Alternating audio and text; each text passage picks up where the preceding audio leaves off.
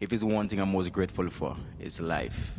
Knowing where I came from and knowing where I'm at today, the simple things in life that matters. Most time people take life for granted, but gratitude is a must.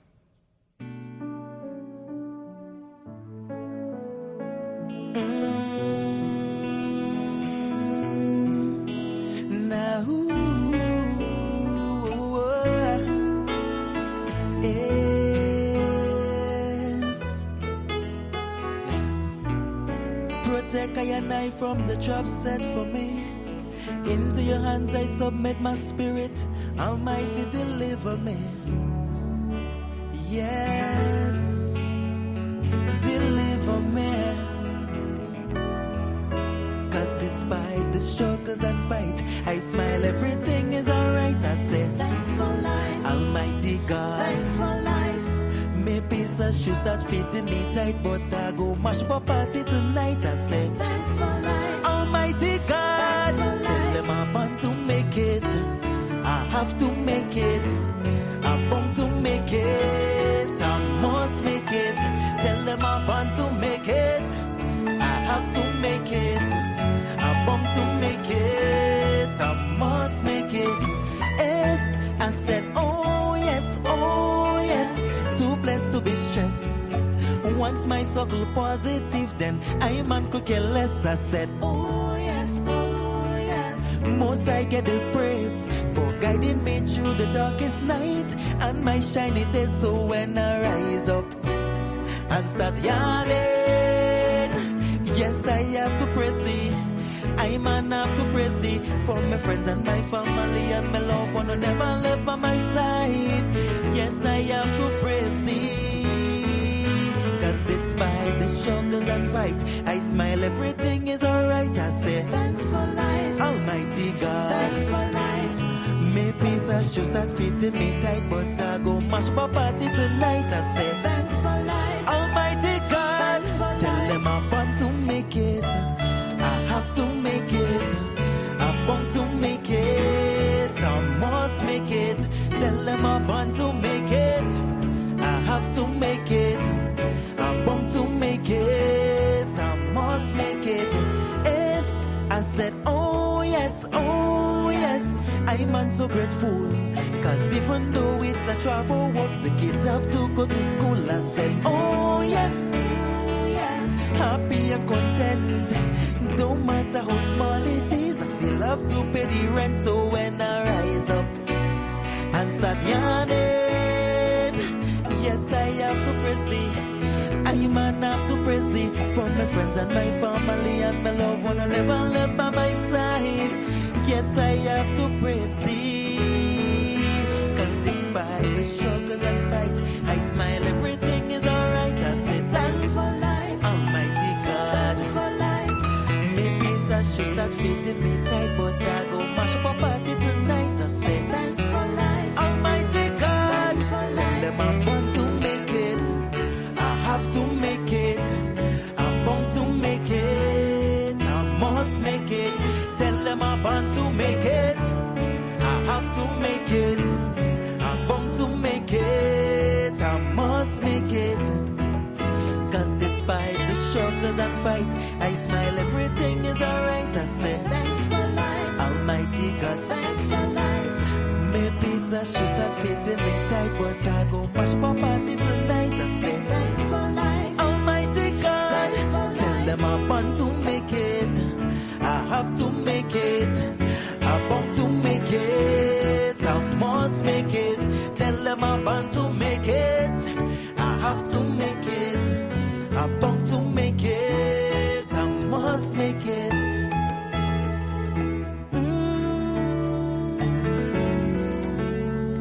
Yeah, yeah.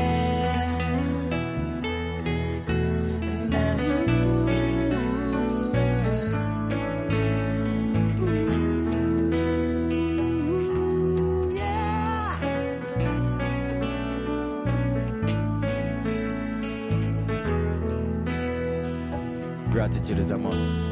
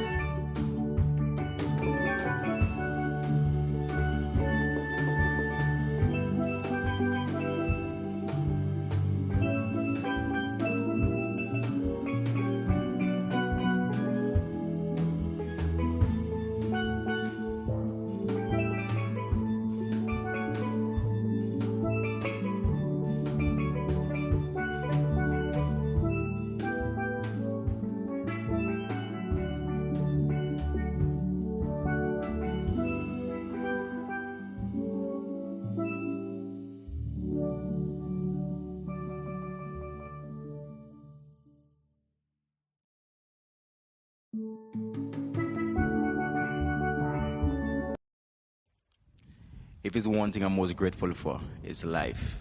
Knowing where I came from and knowing where I'm at today. The simple things in life that matters. Most time people take life for granted, but gratitude is a must.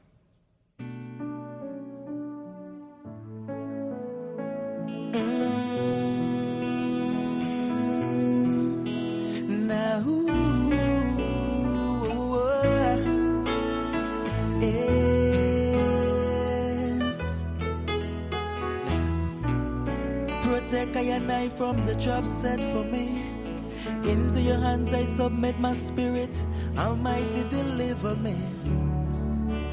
Yes, deliver me.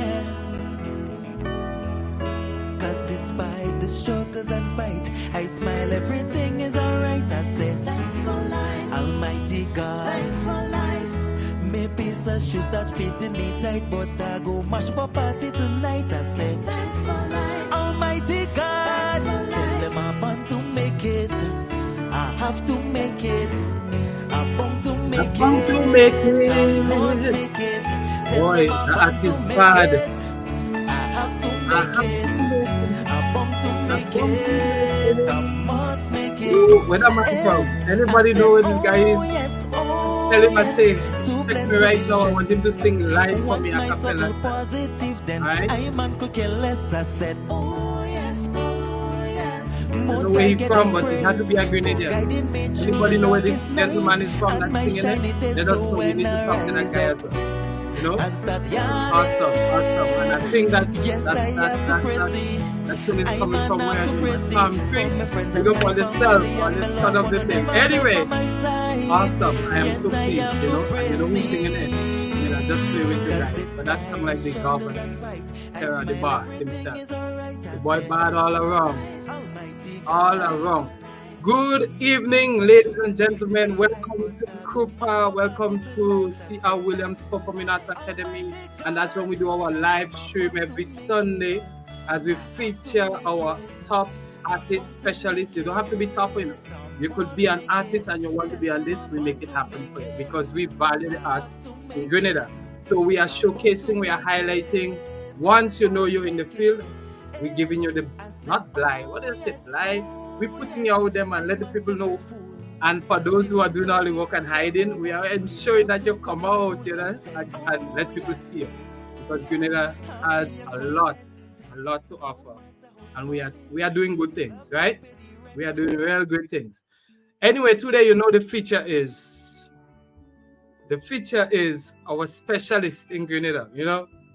And anytime I want to say specialist, I remember that youth boy. Anyway, I don't know who I'm talking about. You all know who I'm talking about. And it's such a pleasure to talk to him today. And hello, I say, I'm going to ask him the questions. And you're going to ask him questions if you have them too. Make sure you're ready.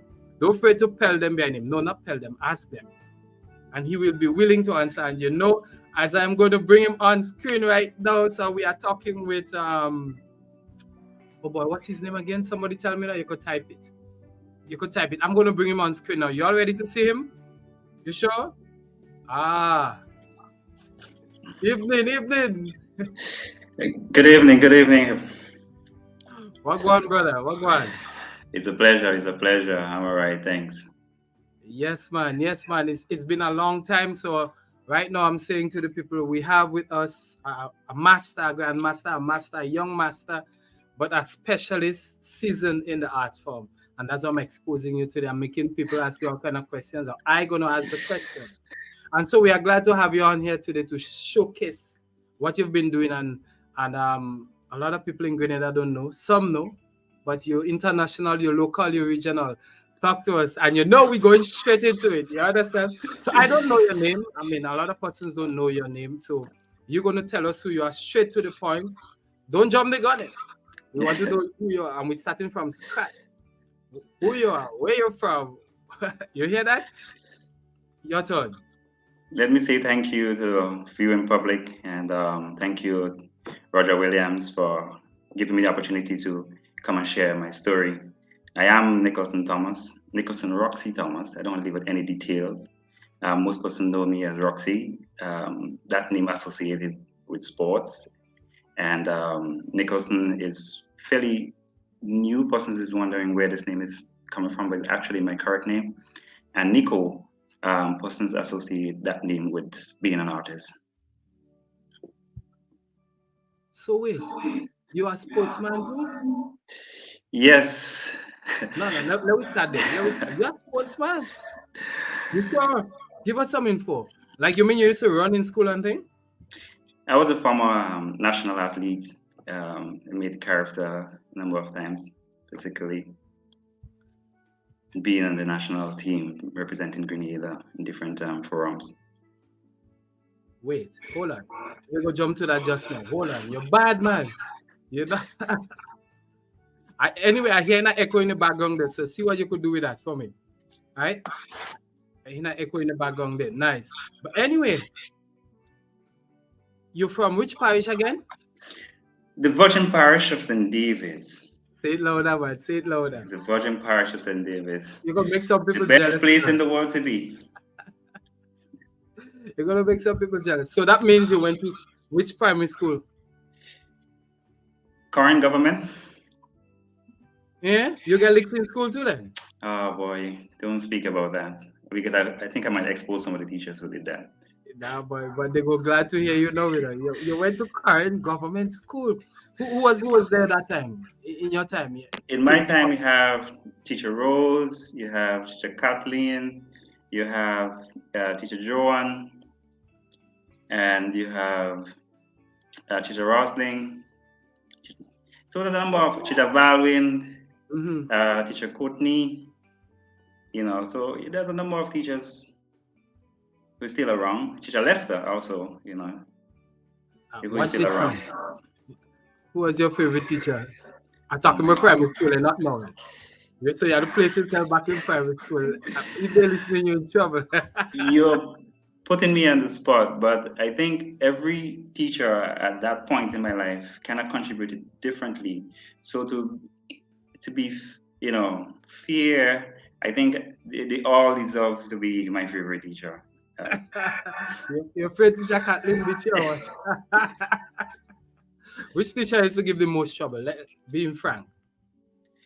Well, I had my way with Teacher Lester simply because he was into sports, and once you're into sports, you kind of have a kind of leeway to do certain things, you know. But I owe it on to persons like Teacher Julia Paul, you know, who kind of mold me and keep me focused, and Justin Courtney, I owe it on to him as well because trust me, that the elixir I used to get from him to no measurements. I think today, if I feel anything coming to measurements, I would be more or less not doing him a good service in that regard. But he was one of a good teacher as well back in current school, and I think every teacher who contributed in my development were good. Wow! Oh, so teacher Courtney beat you too. That's nice. That's nice. So that made you comment on that. Some good teachers. Lovely. So how you end up in this? Look, I'm putting it. How you end up in sports, running in the school? How you end up in that field? How all of this started? It's a bit. Let me say it like this. Growing up in Coast Gap, you used to just have your own kind of village thing happening where you run for a lot of things. You run for dumpling, you run for banana, you run for anything that you run. And back then you used to run and touch one pole, and then you have to go touch it 3 or 4 times. So you have to run up the road and come back down. So it was about that environment in Coast Gap. Was about, we have different seasons for different things. So running was a season for us in Coast Gap. So being there, having a passion to just decide to run for everything, run to the shop, run under the mango tree to see who's going to get the first mango. It's all about running, So I decided to take it a bit further, to run for my house. But I wasn't the best, I wasn't the fastest, but then I was a person who I could say was determined. I wanted to be on the podium, So that's how it started. Oh, so I see. You wanted to be on the podium. So you competed with whom? I competed with persons like Trevor Baptiste, Calvin, Liquish, Ronnie. That was persons there. In primary school, we had persons like, we call him Sagatron, Chelly, who known as Ballhead. Yeah, a number of persons who passed through, current government school at the time. Oh, Gavin and Liquish again was a stalwart at that time. oh, yes, I got you had some speed, He stopped run too. Okay, you threw him out. You conquer. Look, yes, I got you listening to that. You're in trouble. Right, lovely. But then you say you move on to carry. Where you say you went? Then I move on to St. David's Secondary after that. Oh, so you're not a GBSS boy? No, I'm not. I'm actually a guy from the country, how you say it. Wait. You went St. David's Sec. I thought it was St. David's GBSS, Secondary. man. I mean, which secondary school is the best? GBSS or St. David's Sec? And no other school could compete. No way close, with St. David's Secondary is the school. Matter of fact, I'm biased about it. It's probably the only secondary school in my eyes on the island. Brother, you serious? Whoa. Yeah, Whoa. it's the home for many athletes. It's the home for many, great persons out there who, whatever field, whether it's being a doctor, being a lawyer, being in sports. It houses a lot of persons from different caliber. So you're dissing my school? Come on, man. At least you're from the parish of St. David's. That's the good thing about it. I got you. So you jump from current government and then you run up to St. David's Sec. How was that moment there? While you walk to school, run to school, drive to school? I had moments where I had to walk to school. I had moments where I have to walk after school. I had moments where I could afford the bus to go to school. So it was, a bittersweet moment, because my life struggle. I wasn't born with a gold spoon in my mouth, as most persons would say. So it was challenging, but I had to make the best of it. So one of the things that I ensure that I had to be in school, no matter what, whether it's rain, whether it's sun, whether it's bus, whether it's money, whether it's, with no food, I had to go. So what you're telling me, you come from a rich family? I on the ground now. Talk to me. No, I would say rich in terms of assisting me to pursue my goal, but not financially rich, But I have a family who was probably motivating me to just remain in school, and that was the key thing about it. Oh, so you know about breadfruit and fig? I'm going back to your school. Of course.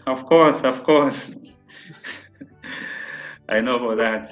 Oh, so which place you used to go and dig the yam and them? Oh, there's a place across the river. Boy. I know a few of my few guys in the village actually got in trouble for that after my year. But it was a place where we used to go in called Mountain Ann. We used to get what we call bush yam. But not until a couple of years ago I realized that all bush yam have an owner. So it's not bush yam anymore. We're actually trespassing people's property, and we say we're going to get bush yam. So I had an experience in going to Mountain and carry a bag of yam, make cook on Sundays, going to looking at going after hunting manikou, iguana, tattoo at times on a Sunday. So it was basically growing up in Coast Gap and Billy's Backlets. It was fun being there. Okay, but we'll get there, because we have a lot to talk about. But here's this: you keep saying Coles Gap, and there has been a stigma and name attached to Coles Gap. How are you saying that brave so? You're part of Coles Gap? The truth is that Coles Gap, I will say, have everything comes from Coles Gap. You have the good, the bad, and the ugly. It comes from Coles Gap, and so it's a place that I think persons will associate with in terms of the negative condition that they have, but then they have some positive as well. So I'm proud to say I'm from Coast Gap. I'm rooted in Coast Gap, and I'm always going to be a Coast Gap person, no matter what my success will be. I'm always going to the Coast Gap as my address, instead if I probably move to another area in St. David's or something like that. So, but it would be Coast Gap. But we were told nothing good comes out of Coast Gap. Roxy, talk to me, man. Yes, people have the stigma that once you in Coast Gap, the gangs, Ginger crew back then, probably send a negative or a bad image. But the truth is that we had group committee where persons who we call the so-called bad boys in Coast Gap, they are the ones who really assess the in development of the village. They're the ones who I can recall going out and doing our own overhanging, trimming our overhangings over the road. There were times when they would clean up the river. It was a lot outside what persons were seeing. So we were really kind of protected within that, within our own group, I could say. So persons, said, oh, nothing good comes out of Coast Gap, but then I can be a living testimony to say that, hey, something did good come out of Coast Gap, right? And here am I speaking to you about that, because Coast Gap did nurture me from very young, and here am I just doing what I have to do to represent Coast Gap on the map. Nice, man. We like that. So you leave Coast Gap and you walk up to St. David's Sec. We're back to your school now. For those who joining us, because I didn't want to rush it. For when people come, I want them to know where you walk. You understand? We're going back to St. David's Sec now. Tell me about that journey. From one. It was a challenging journey because just before we go into St. David's Sec, I really lost my true guardian right within the transition of going into St. David's Secondary. And let's put it out there, I did not obtain a common entrance passes. I was a school leaving pass. And so I went straight into Form 2 for most persons who, still remember school leaving. So it was that kind of moment where you lost your guardian, you lost the persons who actually were taking care of you and who are supporting you with the little that they have, and then you have to support yourself. So I remember clearly my auntie said to me that I can only do so much for you. I'm going to buy you 3 pairs of, not pairs, but 3 shirts, 1 pants. Now you have to wash on Wednesday, so you can get the extra 2 to wear on Thursday and Friday. And I can afford half of your books, but then you have to promise me one thing, that no matter what, you're going to attend school, whether you're sick, whether you're hungry, right, whether you don't have any money, you need to promise me that you're going to go to school. And I went with that in secondary school, that I have to, do that, because my aunt is the one who came back and gave me that kind of support. So, yeah.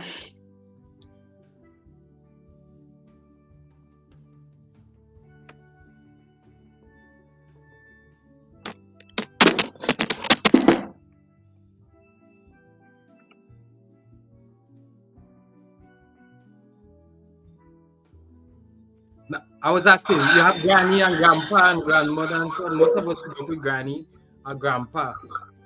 You were saying that you I didn't realize my mic was off. How much trouble do you give granny? Because before we go back to secondary. Oh boy, I grew up with my grandmother by father, and I mean my aunt who, my aunts actually could testify to that. I was the one that probably I gave a lot of trouble, simply because I grew up with 7 women in the house.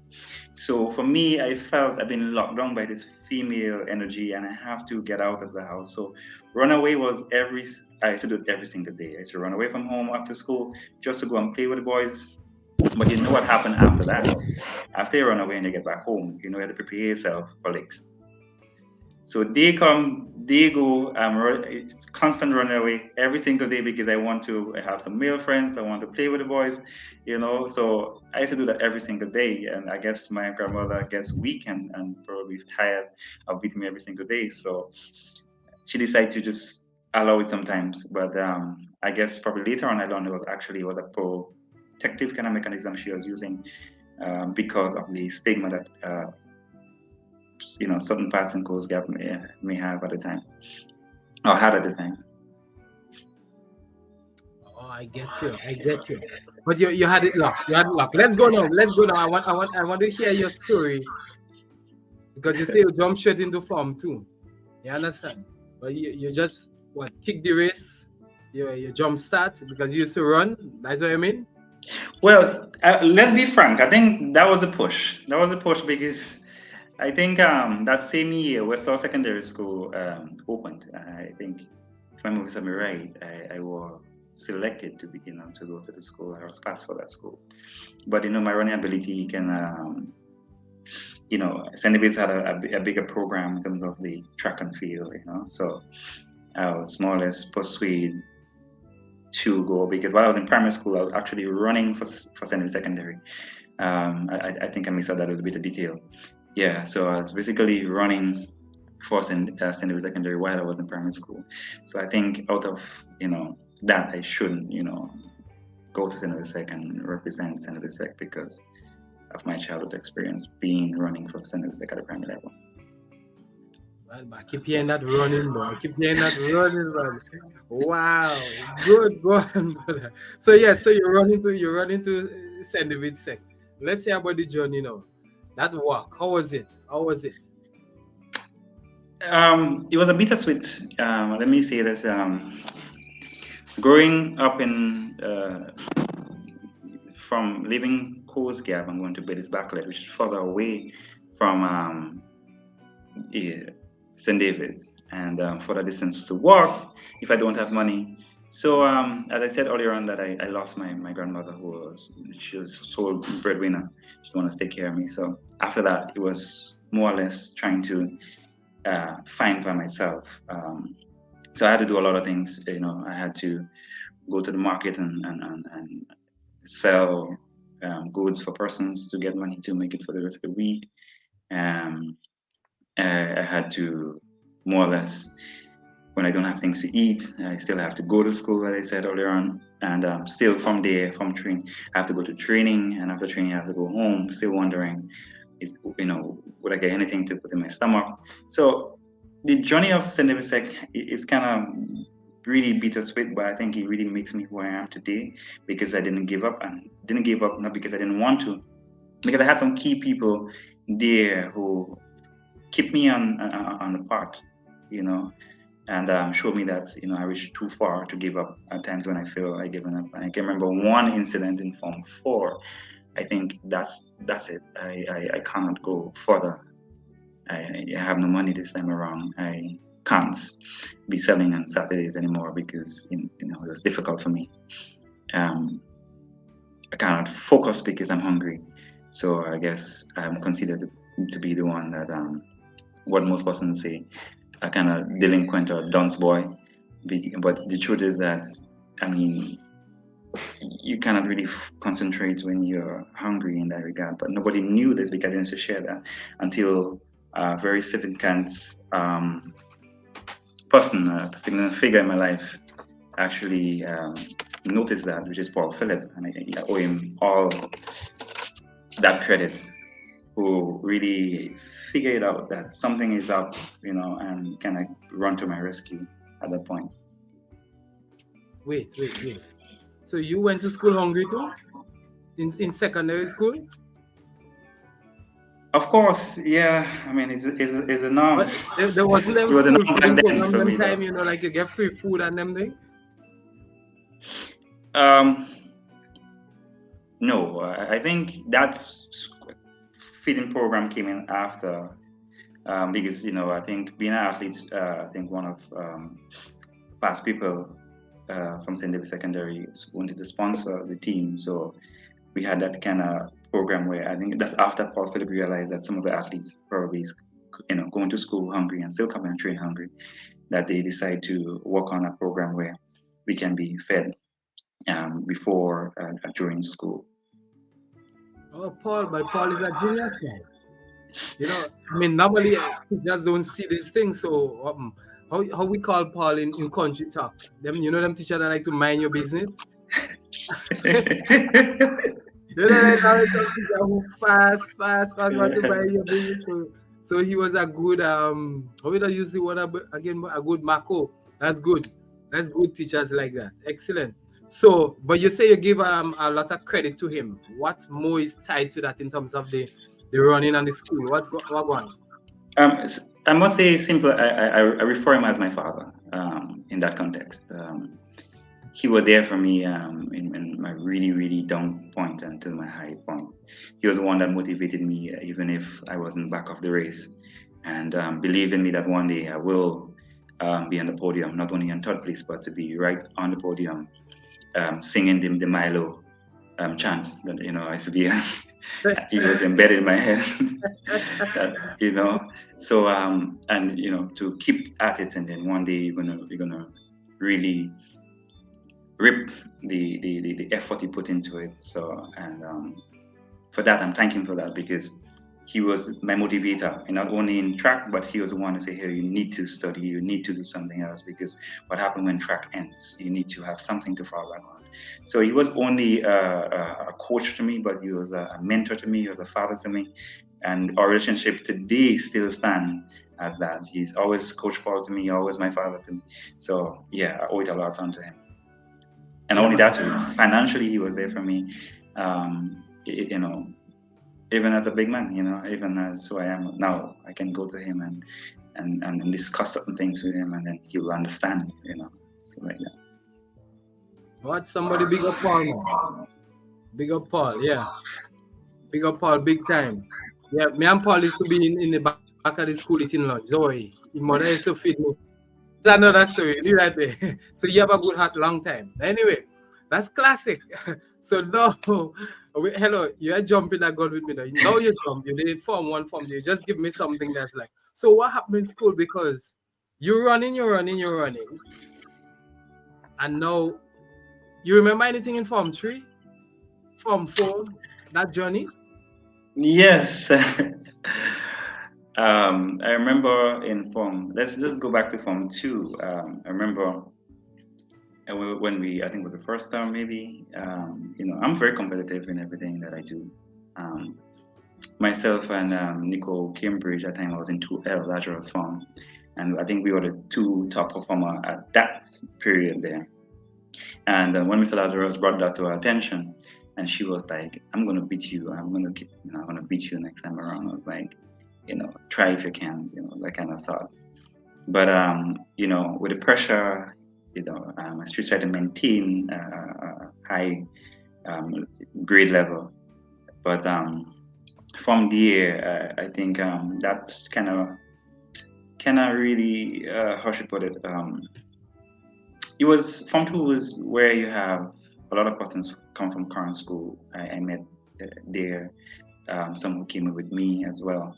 So you have that bulk of persons, either from Coast Gap, from current, it was coming together. So it wasn't an easy form to deal with in Form 2. I would say probably when you hear 2L, it's like people scared because you have like they think that the worst of the worst. Plus they're coming from current. Plus they're from Coast Gap. So you don't want to mess with that that group. So I think we create that kind of brotherhood in Form 2. So for example, let me just give you a scenario. I mean, I know for a fact that I work on Saturday, so I used to collect $20, and then when I got increased by $5, so increase the boss. I impress the boss so I can get $5 more after selling her produce. And then I used to use my $25 because we had this where you buy lunch, which is a piece of bread and a juice, $1 juice back then, a piece of bread and $1 juice, right? So I used to always want to buy lunch on Monday. So when you buy lunch, you buy it for the whole crew, right? All because I know for a fact that only on Monday I have money. So I know for a fact that I know, Tuesday I don't have to worry about getting a piece of bread and juice because that person is responsible for that. And so on and so on and so on. So that's what keeps me floating, I can eat something, I at least have something in mind.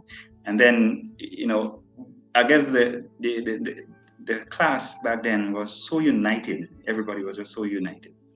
We you put your heads together, and if we decided that today we don't want to be disturbed by teachers, we just lock the door, this type of things. You know, especially when it's raining, it used to be cloudy, and it's like, where teacher is coming in class and teach. So we had a class that, if we had, and I remember at the time, scratch bombs was a thing that used to be, everywhere around December time. So we were the class that probably used to produce that bombs. We had a supply actually to the other classes, but then.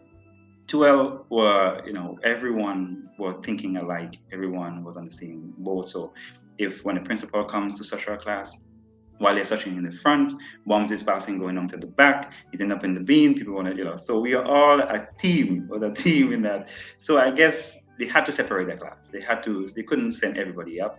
They had to separate. And I was just one of the young men, just two of us out of, I think, was it 12 young men at the time? Boys in the classroom who went up to Form 3.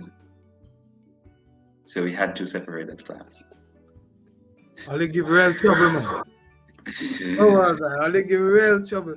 So they throw all you out. They throw you out of school then? Well, I actually had friends who got thrown out of school due to, fights and so forth in school, some of which I was a part of. I can testify to that. I was a part of. But I would say probably I was a lucky one, and to make it through. I don't think I'm better than them who dropped out, but I think that in stages of life we all grow and we learn.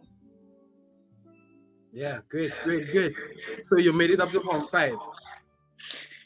Well, even before we go there, I think in my turning point would have been after Form 3. When I'm realizing that my friend base is getting smaller, persons were either getting expelled from school or they were dropping out of school. And that point where I felt that I absolutely have no money to support that. And I'm going to Form 4, I'm going to Form 5. Who's going to pay for my subject? So why am I wasting my time going all the way to Form 5 and probably I would just have to leave anyway without even sitting exams. So I reached a point, a breaking point where I decided enough is enough, and I think stop fooling myself around. Let me just do the same thing. Let me just leave school and see if I can hustle. Maybe I can go by clubbing at a time and work, ask him for a job so I can work with him in farming. But just before, I remember that day very clearly. Just before I took the step just to get out. And I hope he permit me to call his name, Mr. Thomas. He was a Spanish teacher at the time. And he would just standing on the step and he's like, where are you going? I was like, man, I had enough. I'm going home. That's it. I'm quitting school. It's like, what? Quitting school? Why? And, I couldn't even say why before the tears really run down on my cheek because simple. I was like, I've been struggling since I entered here. Not only to keep my grades up, but to have a meal, to come here and do what I'm supposed to do. So I think it's best that I leave now instead of fooling myself around. When I get to Form 5, I can't afford the subject. It's like, no, you come too far in Form 4. I mean, you're right there. Something will work out. And I was like, what will work out at this point? Like, you're not listening to me. It's nothing here. I have nothing. I have no one to actually go to ask for assistance, in that regard. So it's like I'm calling to quit. I think I'll faster be protected by by the gang members or the guys on the block, we call it. Or probably I can go find myself a work with club, as I said earlier on. It's like, no, man, there's way more. I see more potential in you. I think you should rethink that, And then he really scolded me through it, and I, stood there for about an hour listening to him speak, and it's like, and he just what clicked in my memory. It was what my aunt said to me. It doesn't matter what, you have to finish. You have to go there, no matter what situation you're in. You have to. So at that moment, I had a turning point and said, you know what? Let me give this a second shot of it. And that's when I ended my Form 4 journey.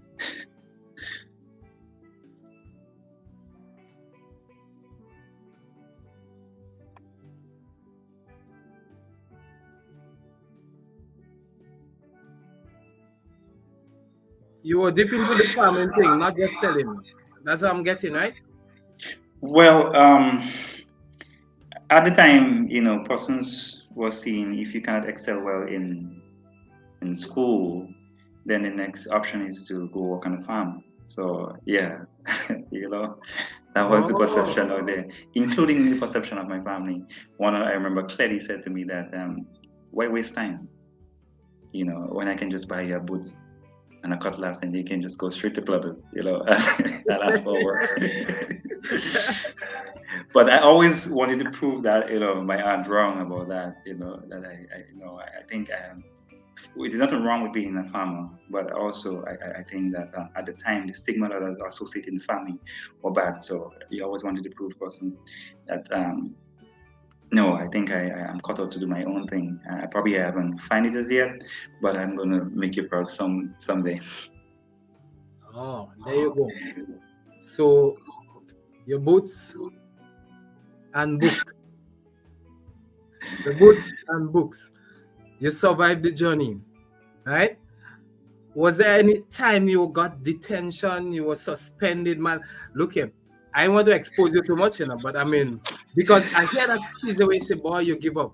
Was it because they suspend you? I know when you get in trouble, they suspend you, don't come back. Teachers like to suspend students, when they, especially when they get in trouble. Don't go there if you don't want to go there. No, but I think I should because one thing that really play in my head, I think being an athlete as well in St. David Secondary, I don't know if the folks will permit me to say so, but we kind of have that, um, you know, ease when coming to detention and stuff like that. So. And so we should push our limits as athletes, because we in ourselves we think that we're important. They need us, and most times they give trouble close to around intercar or close to around school sports. So for a fact that they need you. So I remember one situation. My friend Albert Mitchell and Camilo Cridland, we always just sneak out because we were just boring with the food that was offered in the talk shop. Not because I could afford it anyway, though, but when I go with Albert, he will buy and then he will share with me in that regard. So I was the one who is definitely, on top of let's do this, let's get out. And two scenarios play in my mind. One of which Albert and I and Camilo went to Miss Retail to buy what we call the $3 bread and cheese, and we used to cut it up nicely, and she used to fix it nicely. She used to get more than the piece bread in the tuck shop. And so once she add a little bit of salami, and she give you extra salami on it. So we used to make the run for it. And one day, I guess Miss Ferguson noticed the trend that we are leaving and we didn't get permission. And that day she was standing on the top floor. She saw us walking and I was like, oh my goodness, we get catch today. We got caught today. Just we can't run from it. And we tried to walk faster so we can just pass the office straight. And all she hear, you these three young men, come into my office, come into my office now. Where you guys going every lunchtime? Who give you permission? We have no excuse. And that's the truth about it. We are going our own, just like, nah, you can't just create your own school rules. You just can leave when you want and come back when you want. You guys need to be punished. So here am I now trying to be the sweetest athlete ever and trying to persuade Miss Ferguson. Ferguson, I mean, come on.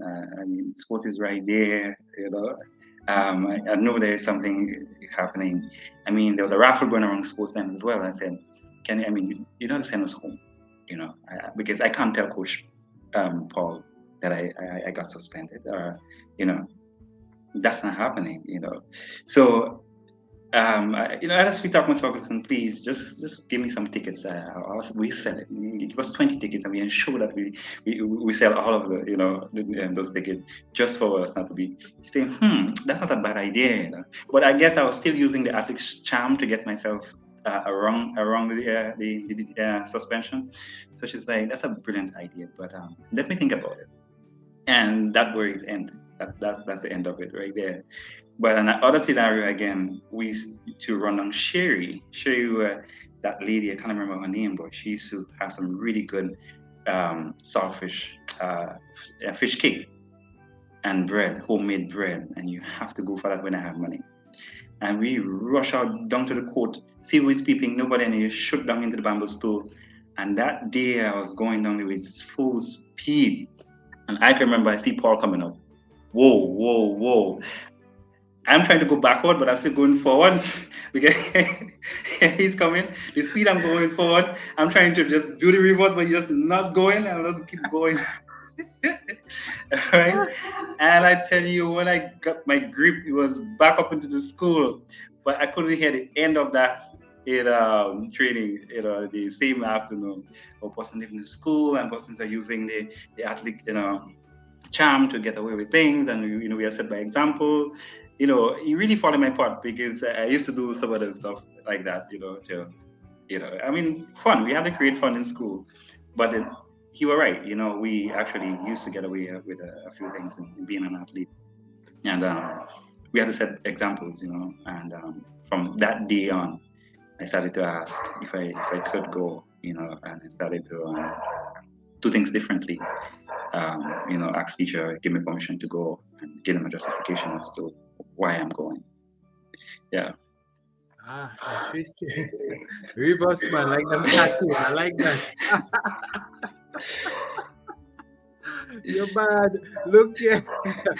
So, you tell me your favorite subject. They ask me all the time what was my favorite subject, but you show me all that journey there. And you must have had that subject that you follow, because sports, academics, but you had your favorite subject, man. Tell us about that now. Yeah, my favorite subject. Up there. Go on. I'm putting you in trouble now.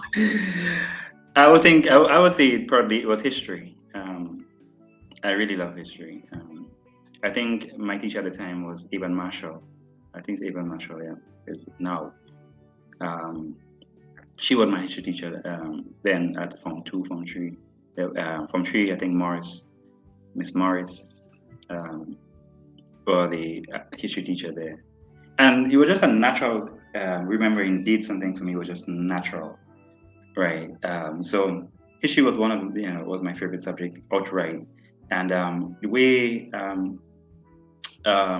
Miss Avon, used to teach history, used to to me, I have this visual mind, so I used to just envision myself going through the same period, and it was just so smooth that you can feel it just right around, and everything when she speaks just come to life. So I actually could have seen everything, happening there.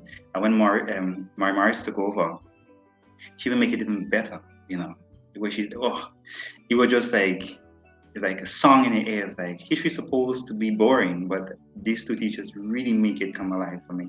So that passion was always there, in the history. So that's what. Interesting.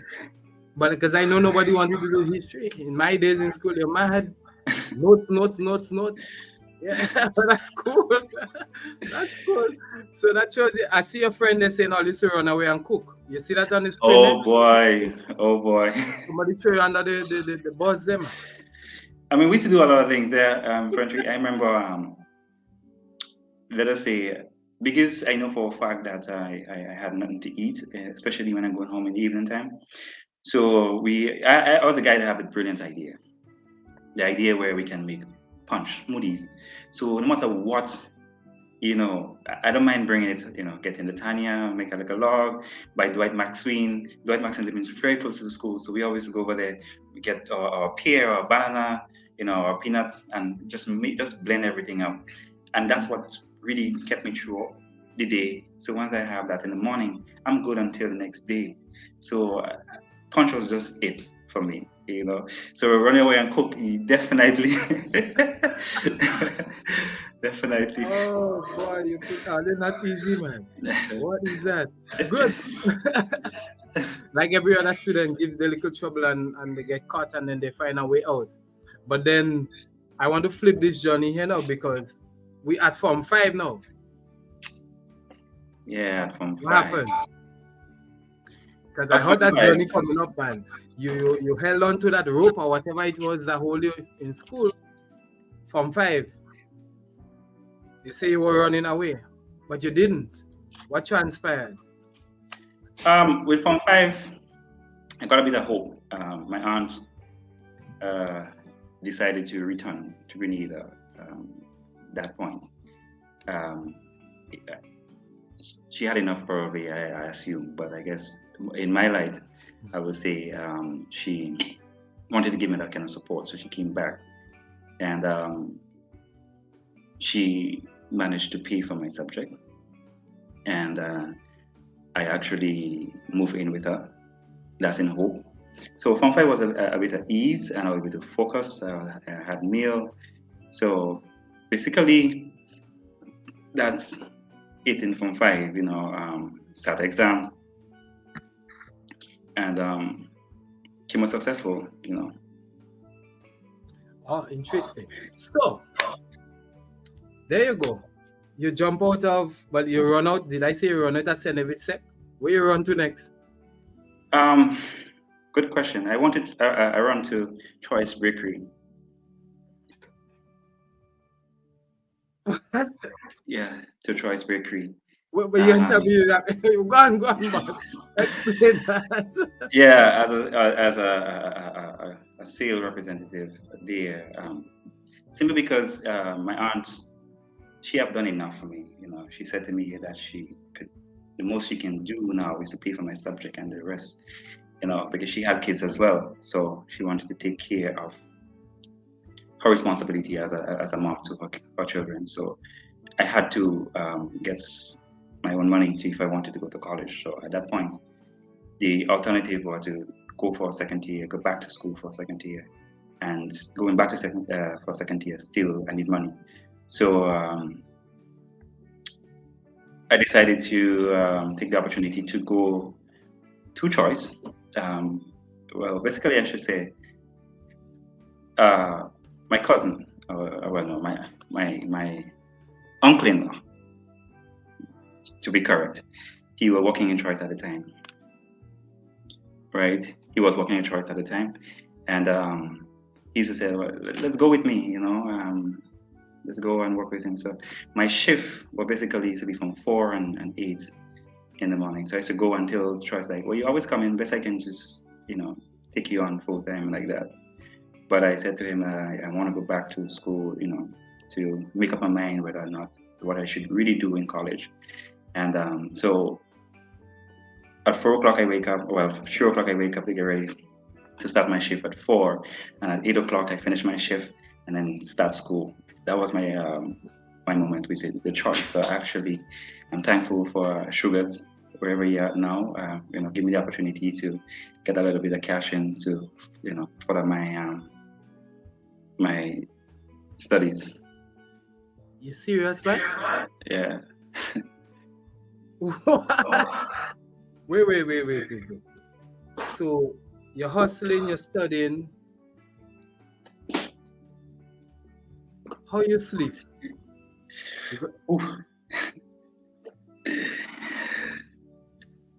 Well, let's put it like this. You can only stretch your imagination as far as you can go, especially if you're on a hungry stomach. So to just knock the noise out of your stomach, you just have to just go to bed, tuck yourself in, and just pray for a better day tomorrow. So sleeping for me, well, just limited time. 4 hours. It was probably the longest within that period, because I was more focused on trying to earn a living, and trying to make a career out of that. Good. So earlier on you said you wanted to give up. So you just when was the give up thing coming back? Well, at this point, I was uncertain whether if college would have been a perfect idea. All my friends was going to college, and I couldn't afford college. That was it. So that was the end point. Where the money is coming from to go to college. I definitely, had to work. But I remember clearly when I decided, hey, well, if I'm going to college, if I do go to college, what I want to major in. I wasn't certain of, do I want to do business management, econ, or where my passion lies, And then, coming from St. David's Sec, I knew for a fact that I had that drawing ability. But mind you, in my second year, I remember clearly, art was introduced to St. David's Secondary. So that was a plus. So that was a subject that I decided, oh, well, that's one subject I need to do, So I sat the exam, and out of 3 of us, I was the only one successful in passing the subject that following year. But to be honest with you, at that time, the normal day that art was very difficult to get. So if you pass the subject with a grade 3, count yourself as good, And when I got art, I was like, perfect. Maybe I should go to college now and find out if they have an art program. And then art with the passion of history was like a perfect combination for me. But it was also offering history at MCC as well. So I just say you mentioned the word art. Mm-hmm. So you were arting since Form 1? I mean, you ain't said it there, but were you arting since Form 1? Hey, don't use that word, guys. That's mine. Let's say before that, in primary school. Go ahead. Yeah, sketching for me was a getaway when I couldn't do something. So in the middle of my notebook or my exercise book, you will find sketches, a lot of sketches of cartoon characters. Especially my favorite character at the time used to be printed in front of the notebooks and so forth, Hercules and Xena. And I was in love with Xena because she was how should I say it, a badass. Plus, she had the figure to go with it. So I was inspired by that, So I drew her many times, and I remember getting licks, because my notebook was just filled, with Xena, and nothing else. But yeah, it started from there, but not paying it any mind, and went to secondary school. Persons should just come to you when you have SBA, the ones, the biology SBA or the physics SBA, they have to draw this and draw that. So they'll come to you, integrated science SBA, you want somebody to draw. Oh, go check Roxy, and then, I just do it for doing its sake. But I think, let me just shout out to Mr. Elvis Mooring as well, because he actually introduced an art club at the time in St. David's Secondary. And that's kind of hold me together. So I was like, wow. So, and he was the one that's, he's good, And he kind of, when he started that art club, I was being inspired, like, yeah, maybe, art is something I can follow, That's what happened. Wow. And from there, the journey, your hands and your mind, what happened to them? They started to coordinate. They started to create a relationship. They started to bond. And as a matter of fact, they were married without my consent. So yeah. You said that, you've been drawing things and you get into trouble. But were you ever, did anybody ever take your drawings from you, tear it up, throw it away, punish you for them kind of things? Because I know most students or children, when they're doing that, they used to experience that. What do you say? Well, I wouldn't say that. What I would say, because I used to sketch mainly in the middle of the exercise page, where you can just take it off. So every time, someone trying to go to my exercise book to see if I'm drawing still, this already come off and really fold nicely and put it in my pocket or put it in, in hideaway. So, and mind you, I think my family get to know about my artistical talent pretty late. Most of them had no idea that I went to college to study art, as a matter of fact. Yeah. You serious? Yeah, that's exactly. So you hide it, or somebody make you hide it? Was that by choice? It was, the stigma that associated with art at the time. That it wasn't a subject. It wasn't something you can have any value in terms of, economical gain. What job will you get, if you focus on that. So academic was solely my thing, they think. So most times I will have to say that I'm studying history and econ and just leave the arts by its side to kind of get that kind of recognition from people. So you lie? Well, until one day I had to stand up for it and say, you know what? If I keep hiding art, next one, you might just walk out of my life, and I don't know what I can turn to after that. So I had to stand up for it one day. Interesting. Yeah, though. So you get introduced to this juicy thing, but all these years from primary school to secondary, what was your focus then? I mean, I know where we're going. But if you say that was never in your mind, what you see yourself being then and doing before we jump where we going? Well,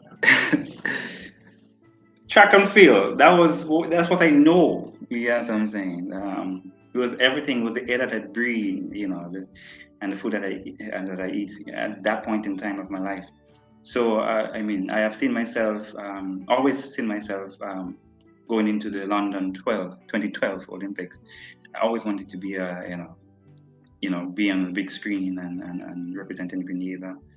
But sometime in life you have to make that strong decision in terms of where your career lies. So I was, in constant contact with athletes who went on scholarship and so forth like that. And some of them was saying to me, boy, it's tough out there, I would love for you to come, but my goodness, sometimes we don't have money to pay for our tuition fee. We have to run from persons. We can't go to classes. We get thrown out of classes because the government and pay for our fees. So with all of this, hearing all of this story, and then I was so excited in going, becoming a full-time athlete, and then the option for you becoming a full-time athlete is actually moving to the States to follow that. And I was like, boy, I wonder if I can go through that again.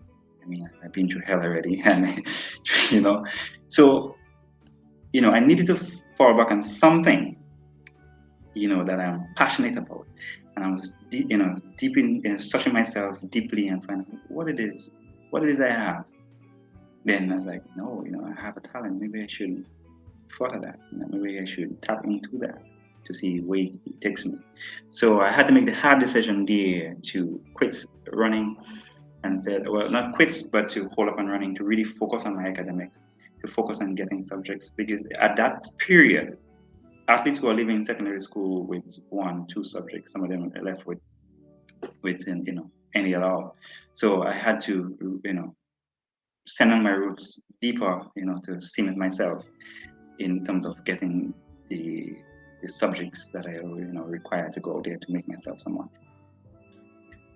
Nice. But I don't want you to jump back on, I want to show the viewers something, a short snippets, right? I want to show the viewers before we jump into where I want to dig up now, because you're bad like that. So I want to take a pause. Let me show the viewers what you've been doing, something. I don't know. Pause.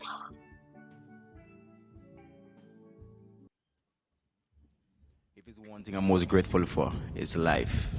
Knowing where I came from and knowing where I'm at today, the simple things in life that matters. Most time people take life for granted, but gratitude is a must.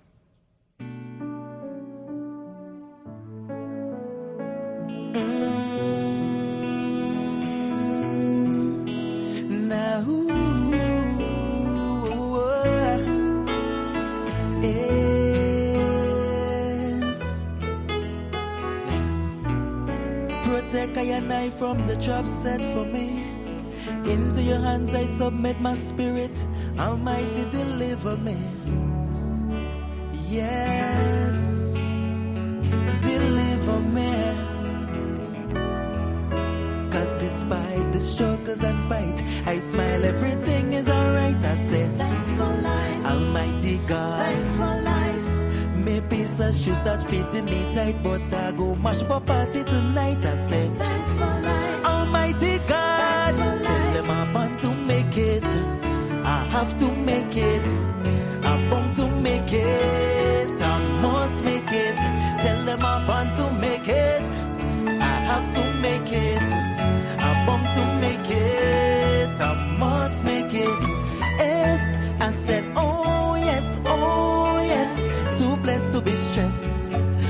makes my circle positive, then I man could care less. I said, oh yes, oh yes. Most I get the praise for guiding me through the darkest night and my shiny days. So when I rise up and start yawning, yes, I have to praise thee. I man have to praise thee for my friends and my family and my loved one who never left by my side. Yes, I have to praise thee. Cause despite the struggles and fight, I smile, everything is alright. I say, thanks for life, Almighty God. Thanks for life. May peace and shoes that fitting me tight, but I go mash my party tonight. I say, thanks for life, Almighty God. Thanks for tell life. Them I'm born to make it. I have to make it. I'm born to make it. I must make it. Tell them I'm born to make it. I have to make it. I'm born to make it. I must make it. Yes, I said, oh yes, oh yes. I'm so grateful. Cause even though it's a travel walk, the kids have to go to school. I said, oh yes, oh yes. Happy and content.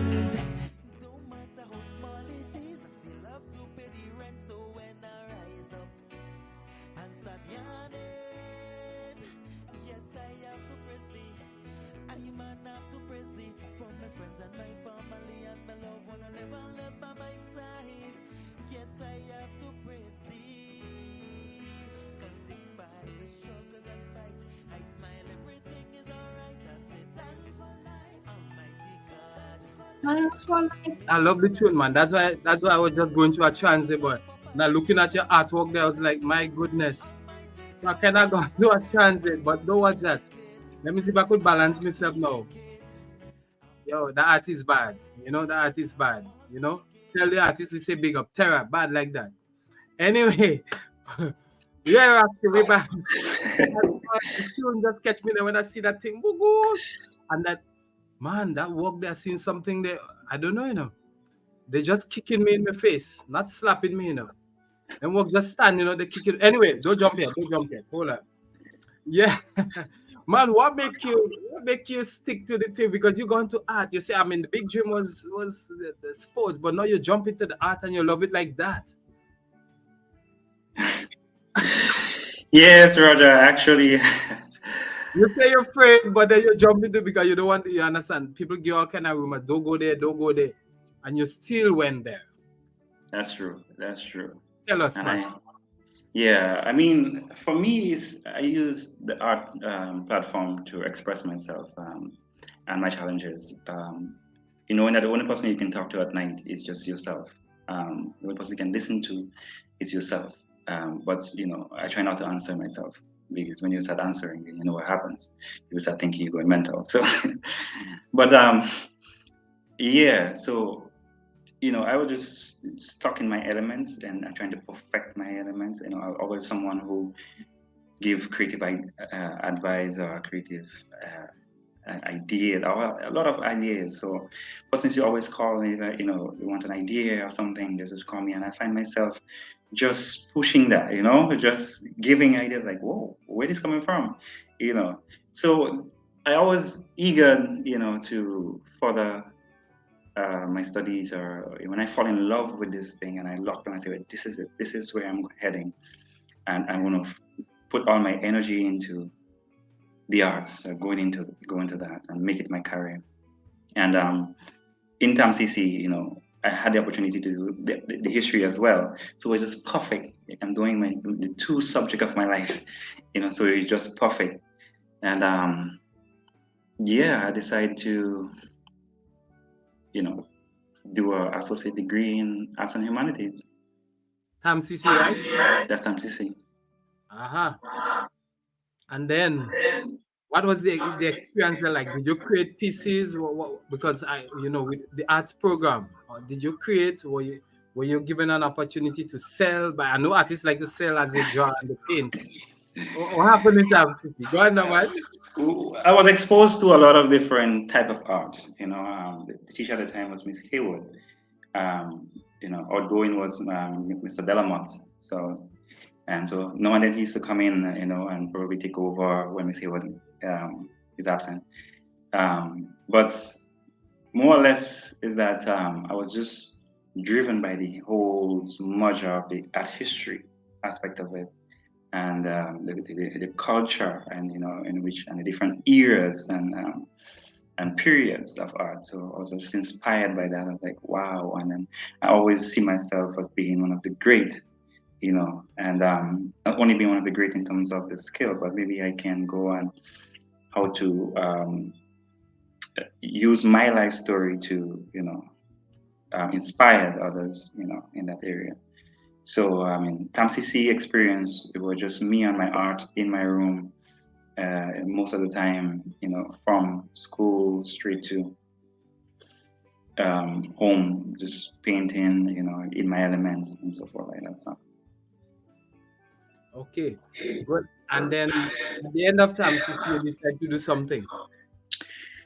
Well, even before I finished TAMCC, we had, I remember, art exhibition at the museum with Miss Haywood, and she called me and said, "Oh, someone wants to buy your lashes seascape." And I was like, "Oh, well, oh, okay, this person's buy art in Grenada."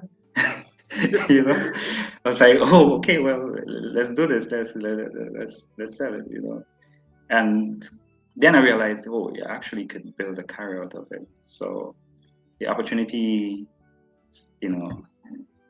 came. There's an opening for an art teacher in both PBC and St. David's Secondary. Talk to me. And you chose.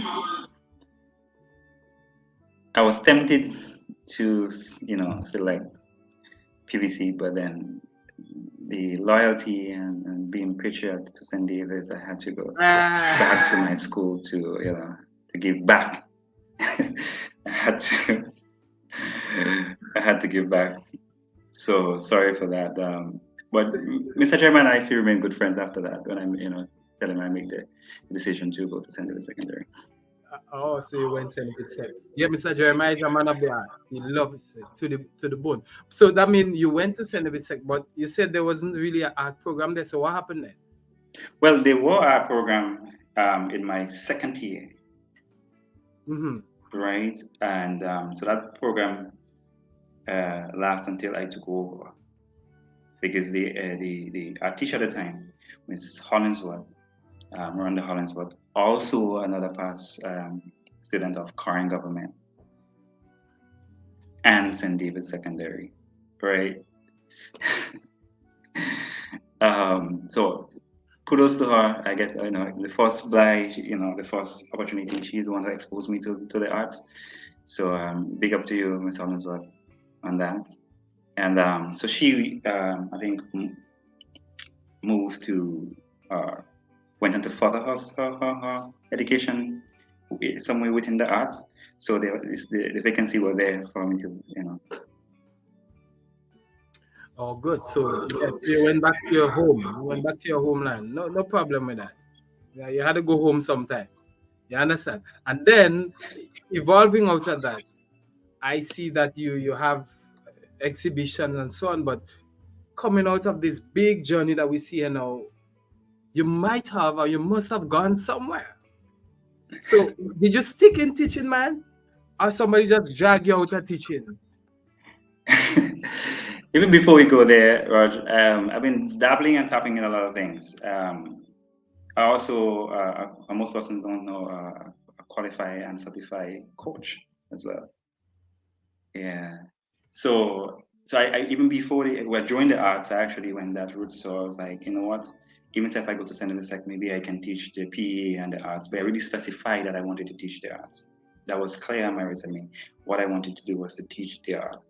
And being there for 3 years and changing the culture, right, and creating minds and so forth like that, and creating talents, I made the boldest decision, that here am I giving students hope where I can't even find hope for myself. So I needed to go and find hope, and I had to call it quit and move on from Grenada. Move out of Grenada, I should say. Oh, okay. Yeah, so you went next door. It was that story worth telling. And let me tell you how I managed to get out of Grenada. I remember this is Frances. She was the adult at the time.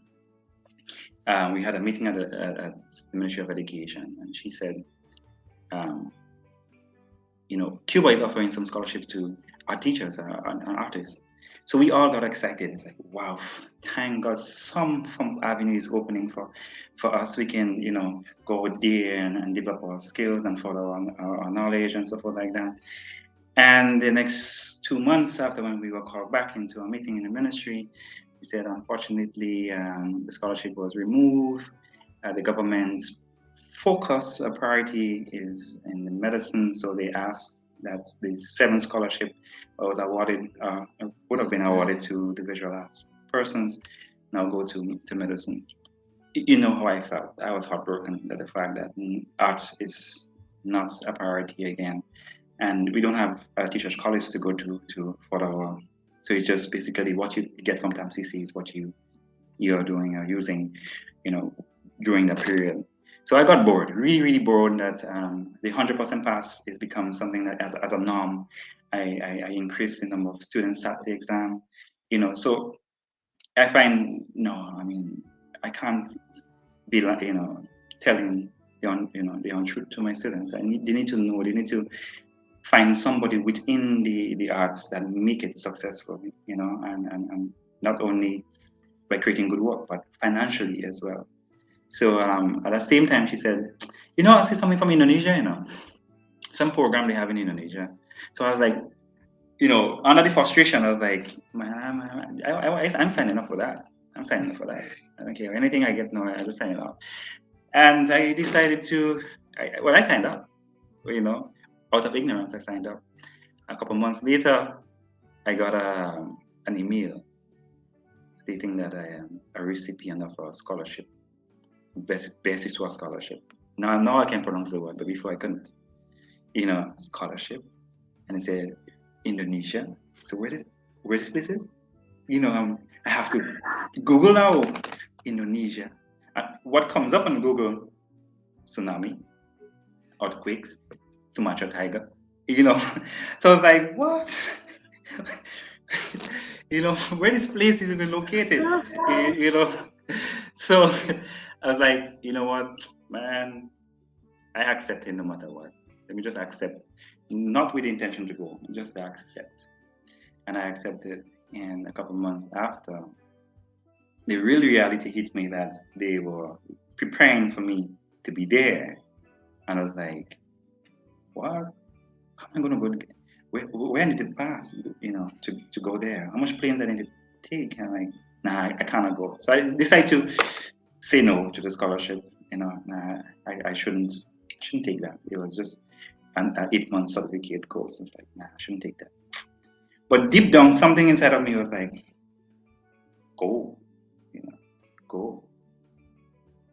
So I was like, should I go? And I look at my students and I was like, I can't let you go, I couldn't do it.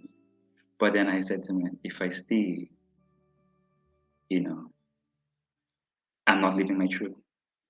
So I decided to pack my bag. The Friday actually do off my letter in school to resign from my position of art teacher, and jump the plane on Sunday, and say I'm going to Indonesia. So in my head, because in Google, when you Google Indonesia, you get a lot of things in English. I was thinking probably these people speak English, Singapore would have this kind of English and so forth like that. And I flew for 9 hours to England, 17 hours, and I was just exhausted. Finally, I reached and I thought, oh, wow, where am I? In a country that speaks a total different language, like seriously, the people don't look like me, right? They are short. I was like, here am I coming out of the airport, and I'm like, where I need to go? the language I can't pronounce. So I'm looking for my name because they said that my name tag was going to be there, and looking for my name outside the airport, and I can't seem to find my name. And here, this guy have this little placard, Nicholson, and I even couldn't remember. Oh shucks, Nicholson is my name. I literally passed because I was just so with Roxy. Everything was Roxy, Roxy. Then I'm Nicholson. But I know that name. How that name so popular? So I mean, I know that name. That name ring a bell. And I said, oh, it's actually me. I'm Nicholson Thomas. So I have to be waving the guy over. I'm pointing because I cannot speak the language. It's actually me. So that's how I end up in Indonesia. My journey to Grenada to Indonesia, actually. Wow. So now you've gone to a place with assumption. With assumptions. With assumptions. I want to know how these assumptions unfolded. So here, this guy picked me up at the airport. Don't speak any English.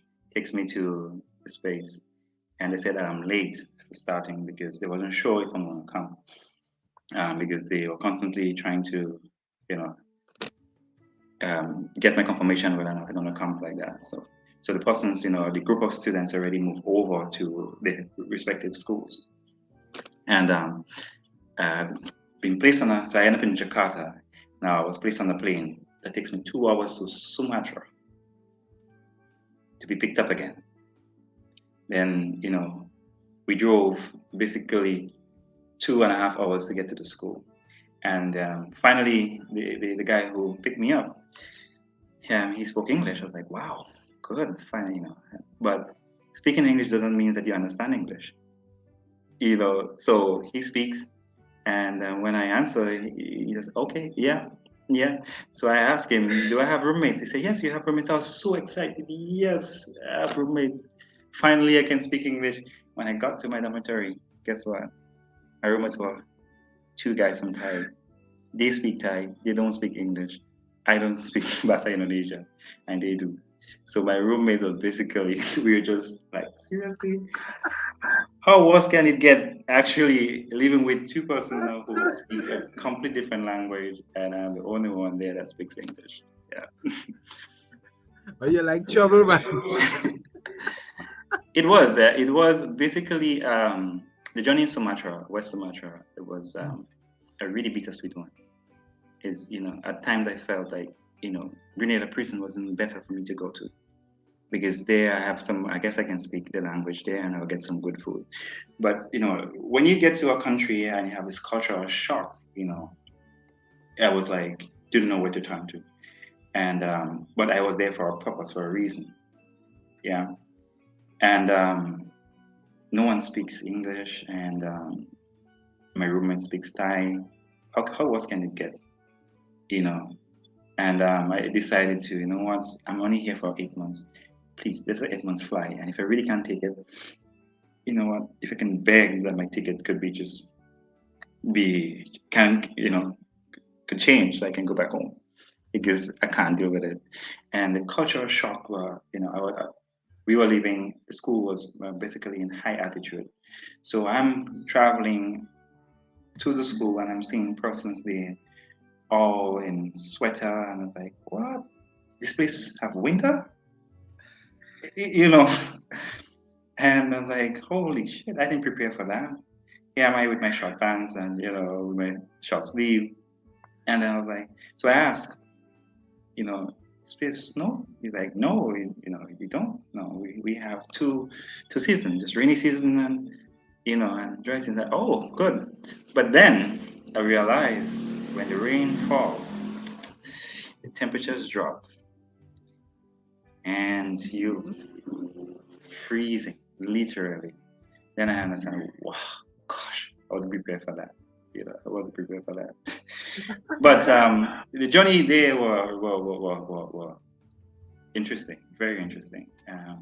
I think that determined where I go next. Being in Sumatra really determined if I further art or would that break me or make me there. And One story I can share. I remember walking in the school court, and this guy walked up to me, and his English was wow. He said, "Hey Nick, what's your name?" I said, "Nico." I said, "Nicholson." He said, "Can I call you Nico?" We all shorten names here, man. I'm Adit, you know. So all our names are shortened. So say, okay, Nico is fine. Nico sounds really good, actually. You know, and I started to create my email address using Nico. You know, so you know that type of. And he said to me, "People want to be your friend, you know." I was like, "People want to be my friend, yeah, but you need to smile. They're scared of you." You know, but I was so tense because here am I going to classes and listen to these lecturers speak in their language, which I at the time, you know, believe were probably Bahasa Indonesia. So I'm sitting in the front of the classroom, very attentive, taking long notes, trying to, write or record, so I can go to Google Translate, go to an app, and every time I go home, I can't find a translation for that language. I just couldn't. So I was like, what language is this? It even existing on the internet? You know? And then I realized lately, as I called him, I said, we exchanged number, and I said, what language do you guys speak? He said, oh, my bad, I forgot to tell you that we speak Bahasa Minang. I was like, what? This is not Bahasa Indonesia? He said, no, this is our preference language. It's like, oh gosh, how am I going to even learn? You know? So then I realized that I strengthened my skills. You know, I had to be able to use my skills to communicate. And he said, "Don't worry, Nico. I'll help you. You know, I'll help you to get through with that." But you're right. I think that lecturers should. It's, you know, we're international school now, so they should be able to teach in Bahasa Indonesia. And some of them is not good in English. They can't speak English, so we cannot push them to the English. And at the same time, we had a new incoming head of the university. So we advocated as foreign students, with a few foreign students. I think with a handful, 5 of us, I think. I'm the only solo recipient of Grenada. We had one from America and two from Czech and one from Malaysia. And so we decided, no, well, we need to speak Bahasa Indonesia. We need to go move around Indonesia.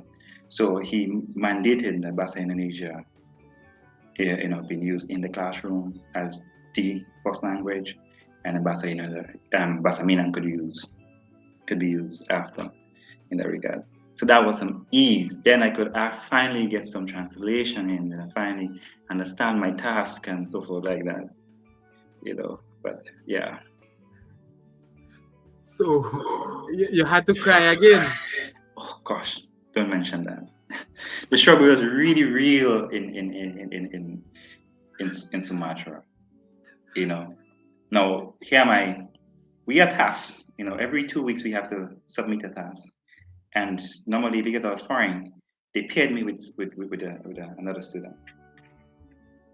And but Indonesia has this kind of very, you know, how should I say, kind of laid back system, you know, smooth system, everything just relax, don't worry kind of system.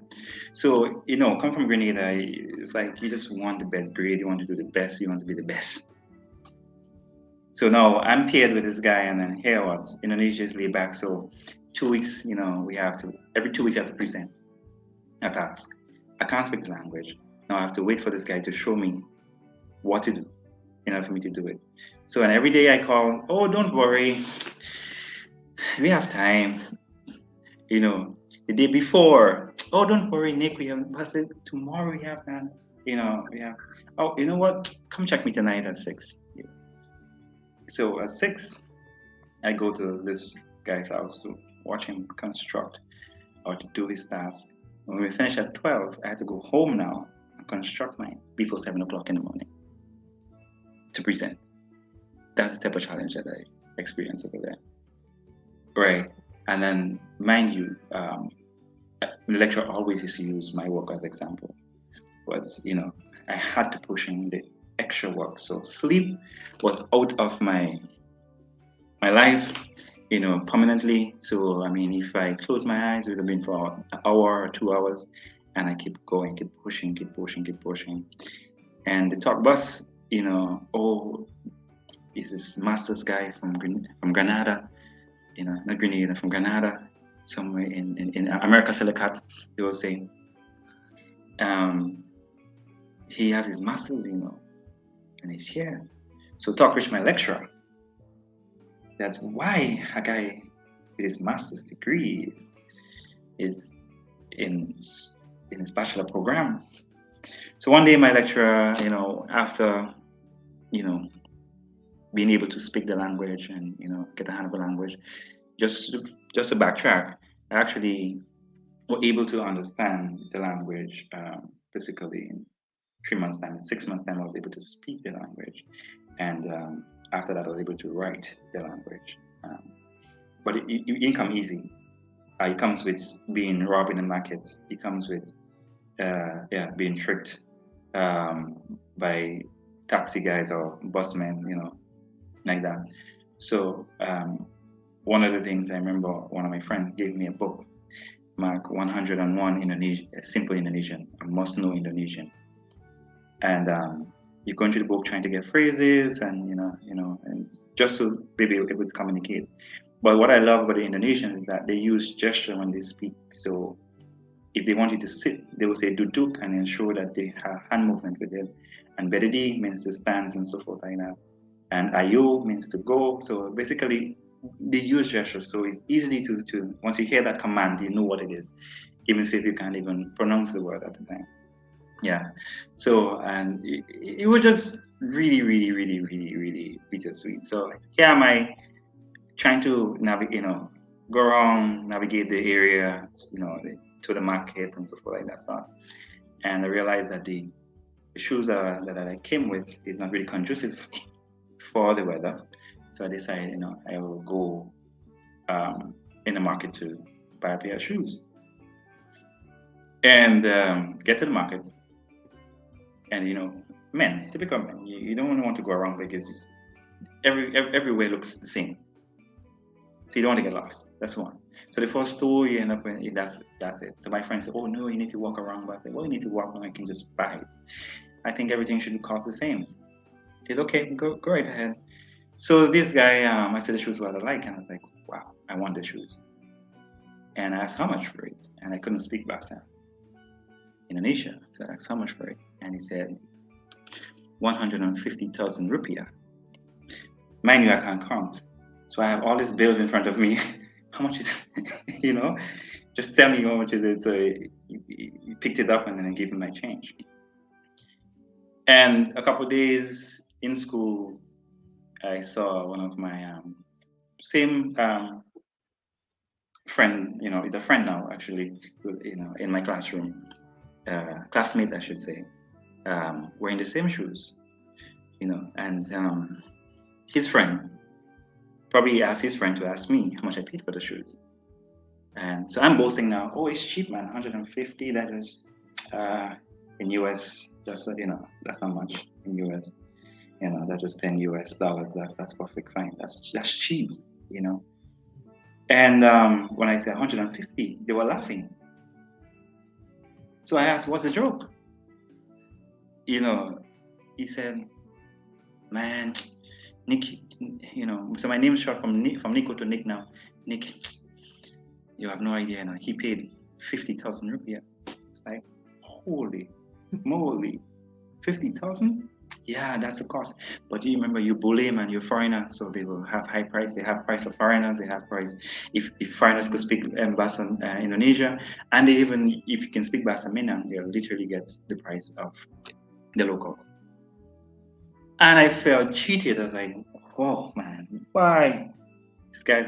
But then one might tell me you always start to read the first page of the book and the last page in the book has critical information. When I go to the back of that book, I said 101. It said the first thing you need to do is to learn how to count and negotiate. That's what it was, Roger. the first day. After when I got the whole, when I got the whole of the hang of the language, man, I was going there negotiating like a boss, you know. And when I started to speak the Bahasa Minang again, man, I was getting prices next to nothing. You know, it was like, "What, where you from?" You know, you could never be from from America Silicate. You can never be from the Caribbean. You know, you have to be from Papua is an island that has black people. So they were convinced that I'm from Papua because I was actually speaking the native language or the local language. Wow. So the value and the importance of language there. Yes. Should we still hold on to one? Just to segue. Should we learn as artists, should we learn one language?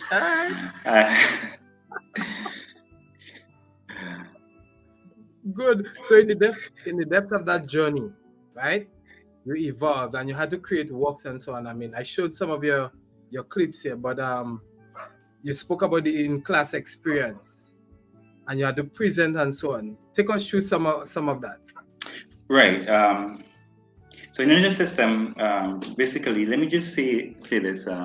Let's put it out there that it was really inspiring for me because the culture, especially, was different, but it is inspiring.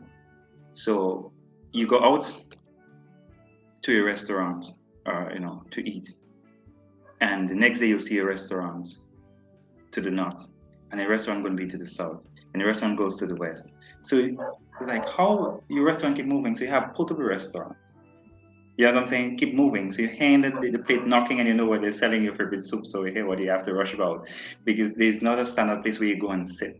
And it's like, wow, this is so cool that they made this this thing with out of wheels and you have these gas tanks and you have these pots and so forth where they can do the fries. And that was just amazing to me. And although it turned, it was just innovation. Just people were just being so creative, you know. And the school itself is a creative arts school, so you have a wide range of disciplines across the creative arts being displayed in the school. And one thing really got my attention. I remember using this bicycle. This guy riding his bicycle, and every time you ride, this have a special ring on his bicycle. And you know, my Indonesian mom was stop him, stop him, stop him. Gini dak, sini means stop, come here. And my Indonesian mother would say, "Hey, do you have any pants that is tear? Have any rip that he needs to fix?" I was like, "Yeah, I do." So I really thought she's going to a tailor, so probably going in a tailor shop or something like that. But then I just see this bicycle just turn into an entire machine, and this guy is pedaling and he's sewing. I was like, "Wow, how this is working? How?" You know, I was like, "That is so creative," like, you know. And then he just put it back and he could never tell that it was a mashing there and he just go on his merry way. So the experience, the cultural experience was really good. So even so I had to think really hard as to what is it I want to do. Secondly, coming from a teaching background, and I felt that, oh, I'm a teacher in Grenada. Yeah, well, I'm a teacher, so you feel that you're up there. And then when I get into the classroom, you're amongst persons who is actually just finishing secondary school. And my level of skills and their level of skills were on the same, or on the same path, or the same level playing field. Like, oh, you come from secondary school with such skill, you know, and I'm a teacher for 3 years, thinking that I am getting 100% pass and I'm up there. I was like, I'm so ignorant in my field. So it was at that point I realized that I need to know more. There's a lot of things that I need to know about the art, you know. So I have to remove myself from, you know, from being seeing myself as a teacher to actually a student, and that's where the whole thing changed. And I always wanted to be the best in the class, so I know for a fact that I had to push myself. And the very first, I remember I had to present, and I had no idea, because I'm scared now, because you know you have to impress, because you're among you're among persons who just finished secondary school, and like, come on, they can't outdo me. So I'm there and I'm calling my friend now because we can finally converse in Indonesia. I don't know what to do. He said, okay, Nick, I'm coming over. Great. And this guy just take my paintbrush. You want to start? And he just made this mark. I was like, you just ruined my canvas. He said, no, I just give you a start. And from that point, everything just had to unfold. I would just, the imagination was just flowing and the line was just creating images. And I was just like, wow. I just started to paint. Just paint and just paint and just paint. And that same week, I presented when I'm carrying my artwork, I could hear my lecturer whispering, oh, he realist. He's realist, he's good.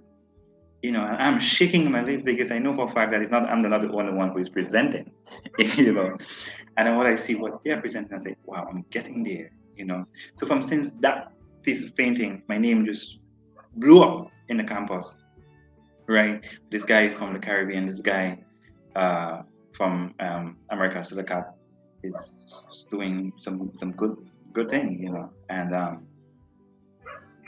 and my lecturer was like, but Nick, why you even come here? Why didn't you just go to another school, a better school? I was like, I didn't choose this school. You guys, the government, the Indonesian government sent me here. He's like, well, you're so good. And I was like, good? And I was like,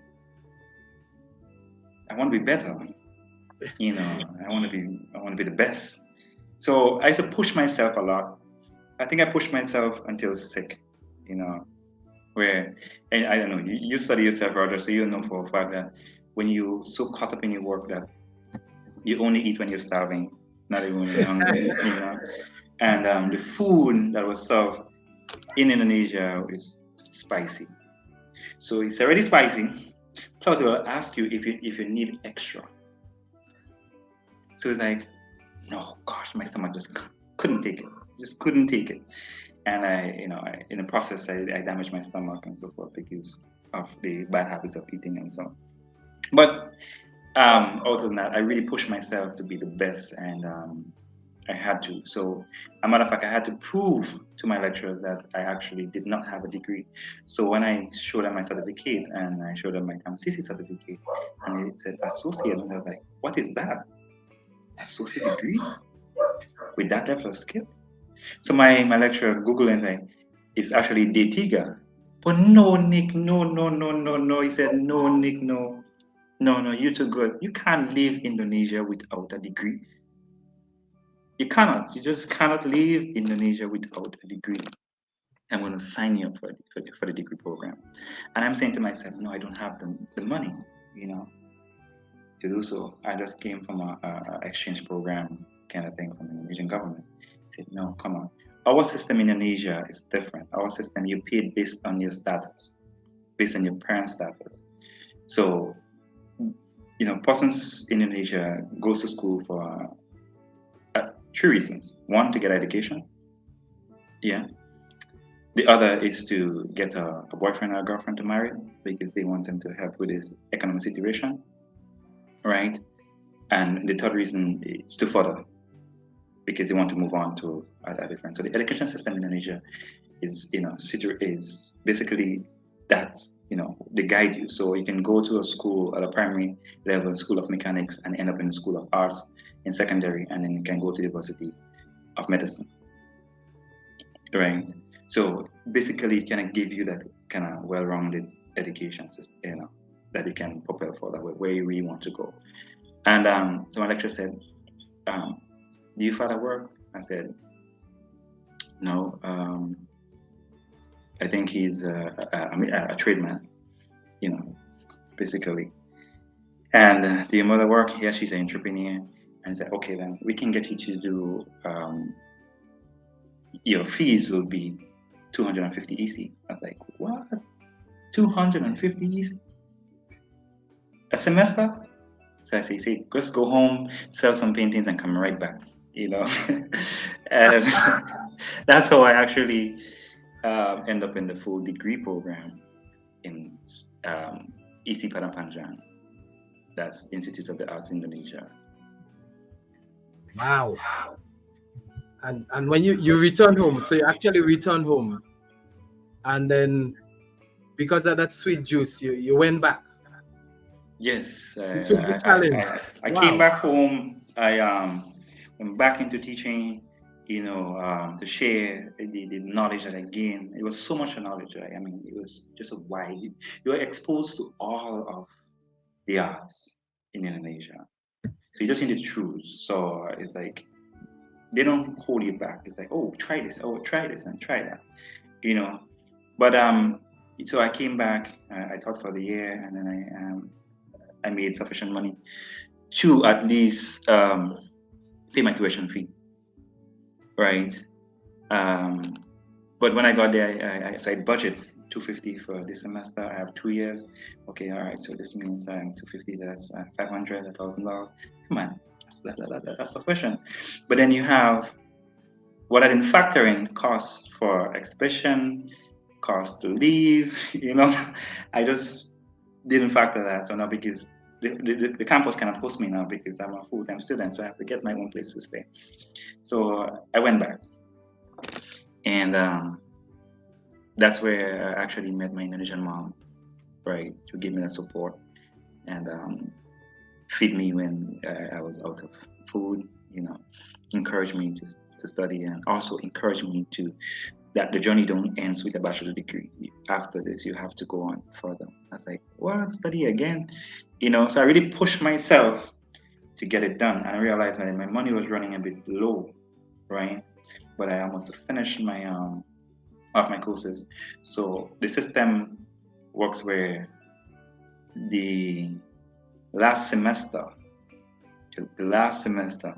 you have this 6 months where you prepare for your scripting in that regard, or your your thesis. But it's a cost. It's a cost.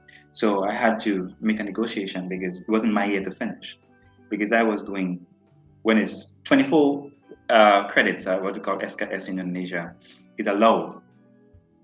I was begging my lecturer to do an extra. So 36 I wanted to do. And my lecturer was like, no, Nikki, this is a lot. How are you going to handle it? I say, well, let me use my international, to get my way around and say, well, I can try that because I'm not from here. This is for locals. I can push myself a little bit more. So I push myself and I push myself. I really push myself to get that extra credit. And now here come, I have no more courses. No more courses. And I was an A student since I started the campus. So I had to plead now to my lecturer. Can I sit the final exams? Like, no, it's not your turn, because you have strict protocol where graduation, you finish before your time, you cannot graduate until they cannot get your certificate until. So he's like, oh, well, you have to speak to the head of the university. So I went to the head and said, so I have basically 24 credits, right, left. And I think I can do it together with my thesis. He said to me, he looked at me, he's like, are you crazy? No one ever, come to me with that. And you are trying to say that you could do that? I've been here at the head for quite a while, being head of other university, and I'm telling you that the final thesis is a lot of work. And I said, I believe I can do that. I believe I can do it. Give me a chance. He said, let him think about it. Come back in his office the evening. Matter of fact, he said, come to his home that afternoon. And I went over and he's speaking to me. He said, Nick, let me tell you what happened if I grant this. 2 things can happen to you. Either you do your thesis alongside with 24 credits. If you fail any, you cannot graduate. So I said, so I'm not a failing, I'm an A student. I can do this. I can definitely do this. He said, but here what? 24 credits with your thesis, it's not easy to complete. So either you turn out to be a genius or a crazy mental person, which if that happens, we have to send you back to Grenada. Grenada will have to deal with that problem, So I was like, what? People can study until they get mental? You know what? I'm willing to take that risk. I'm willing to take that risk. Say, okay, then you have my word. Come tomorrow, and you need to sign a document. Sign that document off that you are willing to take that risk. And I did just that. So I remember clearly, I had another Grenadian who, because of my inspiration day and my how famous I got in campus, the school asked me to ask persons, or to send persons to Indonesia. So I had another Grenadian there, which I decided if I have to get this done, he needs to go. He needs to go and explore Indonesia while I just stay here and get my work done.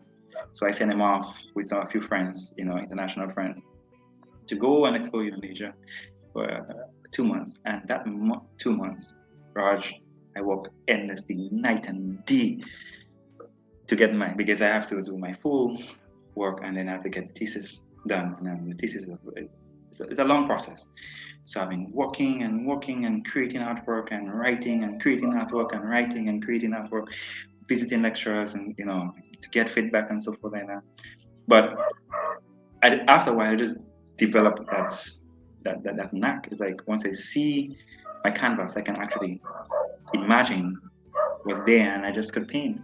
So by the time my Agreed counterpart came back, he was like, "How are you? All of this?" He was like shocked. I can't believe. And the size, but I paint huge. I paint almost 6 feet, by 6 feet, and so probably my smallest painting will be like 3 feet by 2 feet. So it's like, and the size, because Indonesia really pushes you to the limit, and it's like, no, what have you done? I mean, I can't believe that you created that in such, fast time. I just left for a month and some, and you finish. It's like, yeah, I'm not wasting time here, because the real reason I had to push it, I was out of money, and I had a ticket to go back home. So there's no way I could have afforded for another semester, even if the semester was just $250 EC, right? So I had to, and I begged for a date, and I got to sit, I got to defend, and my lecturer was like, "Wow, we have never had any student did this before. You definitely one of a kind, and we want to extend our support. We want you to further your studies at the best university in Indonesia. We want you to do your master's." And I was like, "Yeah, but I need to go home to get some money." So that year I came back, and instead of going into the classroom, I decided to walk the road as an artist, because this is what in the first place, this is what I left. I left to give students hope.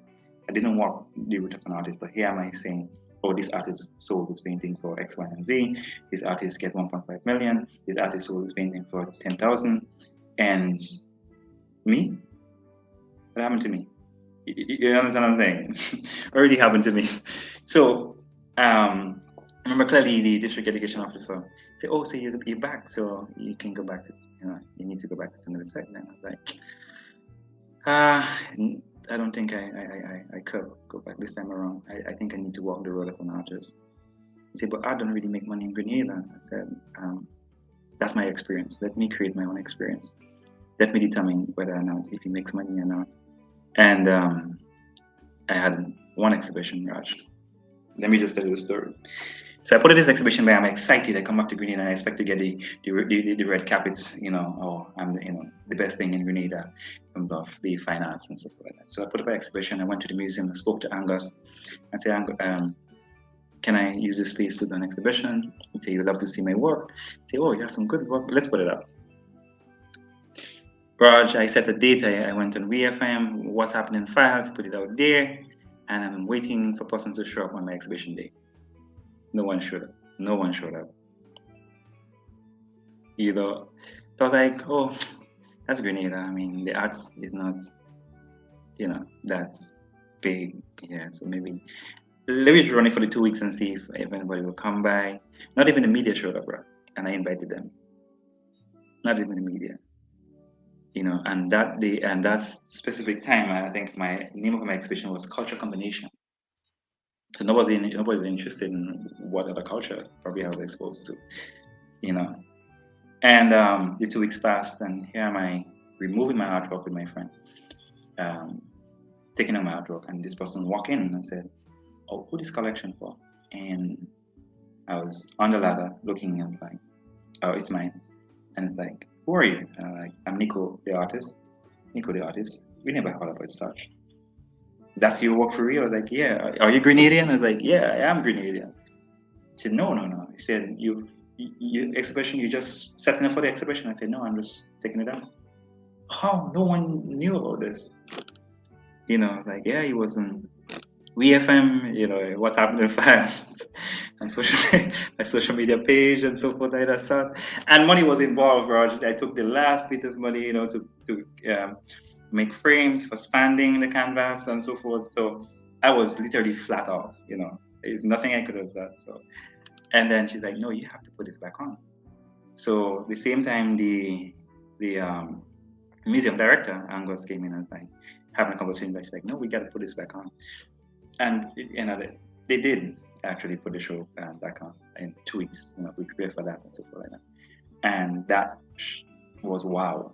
It's like the turn up was just awesome. You know, persons came out and viewed, had my price tag and so forth like that. And that's when the media come the day after and, you know, do a short video of the show and so forth like that, and interview me. And the word went out there, and, you know, persons were interested in purchasing my artwork. And you know, that's where all joy would be like, wow, it actually did work out, you know. But then, you know, my artwork was so big, persons willing to purchase, but, you know, the houses in Grenada don't have this huge wall space. So that's, you know, a disadvantage to me. But then I couldn't paint small, and I couldn't paint the typical things that most persons would paint for tourists or paint because you just want to beautify your house. I paint with meaning, right? So I couldn't let down my guard to, you know, to just to go because I wanted to survive, and I had to take the route of doing painting, or what we call the survival painting. I didn't want to do that. I wanted to stick with building concept and so forth like that. So that's what happened, and my name went out there. Persons started contacting me, and I got a very big break. I sold paintings to, you know, persons of high status in our society. Painting that costs like 12,000 to, you know, all the way to $17,000 right here in Grenada. Rather. So I was like, wow, there are people who have the money, who appreciate the arts, but then we have to go to them. So, you know, it became a creative idea. Myself and Teddy, who actually was a past, he was a past teacher as well, and he resigned. So we decided to try this road together. So we started to do exhibitions together, and we decided that we need to find a way to sell our artwork, because the original nuts, no one is buying the original because of this cost and the size. So we decided to come up with this brilliant idea to sell prints. You know, so we print some, and, you know, and we started to go there to sell a postcard and stuff like that. And we rented vehicle. We go from St. George's all the way to St. Patrick's, trying to sell our artwork, you know. And that journey really inspired me that you could make it as an artist in Grenada. There's avenue there, and, you know, talent is there. So we just had to get the persons to come out and to appreciate the arts. And that's what my journey was about in my first degree. Wow.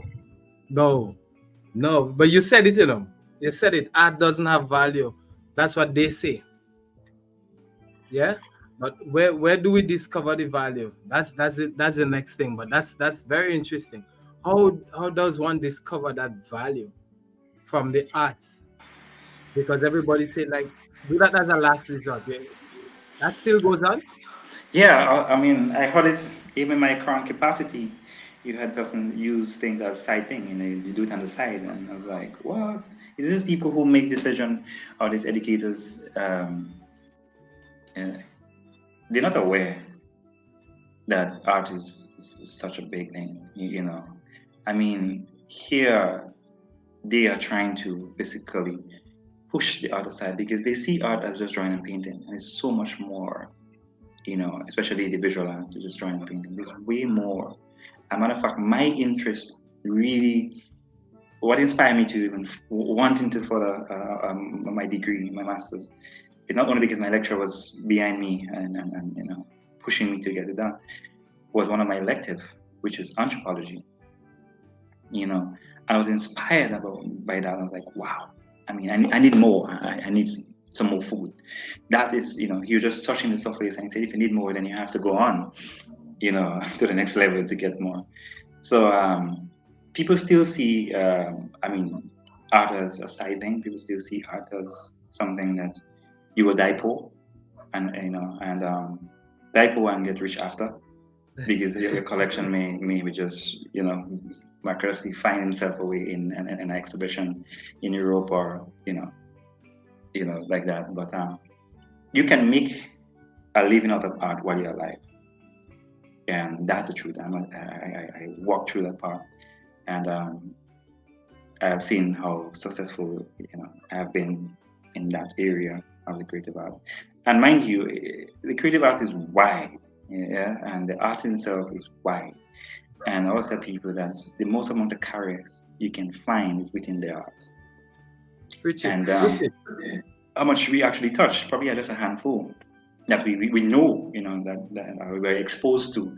And there's so much we can do and encourage our children to get into the arts, because there's so much things that Grenada is yet, to experience or to see, in terms of our skill set and our creativity and innovation. So, it was a challenge, and not going back, but even in Tamsisi, it was a challenge. People would meet you on the street and admire you, and then they will come up to you and ask you, "What are you doing?" And when you say art, they just go their merry way. Oh, take care, have a good. But then when I had to lie sometimes and say, "Oh, I'm doing business manager." Oh, you will become a business manager, and so forth like that. And you get the reaction, "Oh, they prefer this kind of talk," or you study in law, and then that kind of reaction. Oh, you will become a lawyer because that's a good paying job. But mind you, the lawyers needs to beautify the office, and art is about this prestige kind of look and so forth like that. But not even just for aesthetic purposes, but what art does is basically opens an individual mind to create and to be innovative and to become critical thinkers and so forth like that. So it's way beyond just the drawing and painting, or just the drama and the music, or the singing. It's a production, more or less, in that regard. Yeah, you nailed it right there, brother. You nailed it right there. So because I want to take you home now to the internal journey, but before that, I got to ask this question first before we do the local journey. What you thinking next? Where you going next? What's in store? Before we come local, let's talk what's next. Well, for most persons, I have completed my my master's degree in my topic on my thesis. My title was identity, and from there, I was awarded a full scholarship from the Indonesian government. They read my dissertation, and I was amazed, and they were rather impressed, and they decided to give me a full scholarship to complete that master's degree. Upon completing a master's degree at the Indonesian, I was encouraged to excel. I was encouraged again by other lecturers from that top university to, no, Nick, you haven't completed yet. You have to go to another level. I was like, there's still another level? So I'm Googling, and in the Western Hemisphere, a master's, that's it, and in terms of into the creative arts. It's like, how? Indonesia you just want me here then? No, I made how much? 8 years, 9 years ago, and you still wants me, 10 years actually, and you still want me to stay, I was like, wow, maybe I should. But, the whole idea is that I started in Sumatra in one of the university there, and I moved to EC Jakarta in West Java, right? And then I moved that's my master's, and I moved from my master's to my PhD, and I got accepted in Jakarta because I just wanted a different cultural experiences. So what you find that EC Padang is really known for is the traditional music. Internationally, they are recognized for the traditional music. And in Jukja, so each university is specialized. Jukja is specialized for the fine arts and what you call media arts and so forth, and music, which is the temporal and contemporary music. And where I have selected to do, or where I'm actually pursuing my PhD, is really internationally renowned as the school for dance, right? Whether it's contemporary or traditional dance. So you live in Grenada?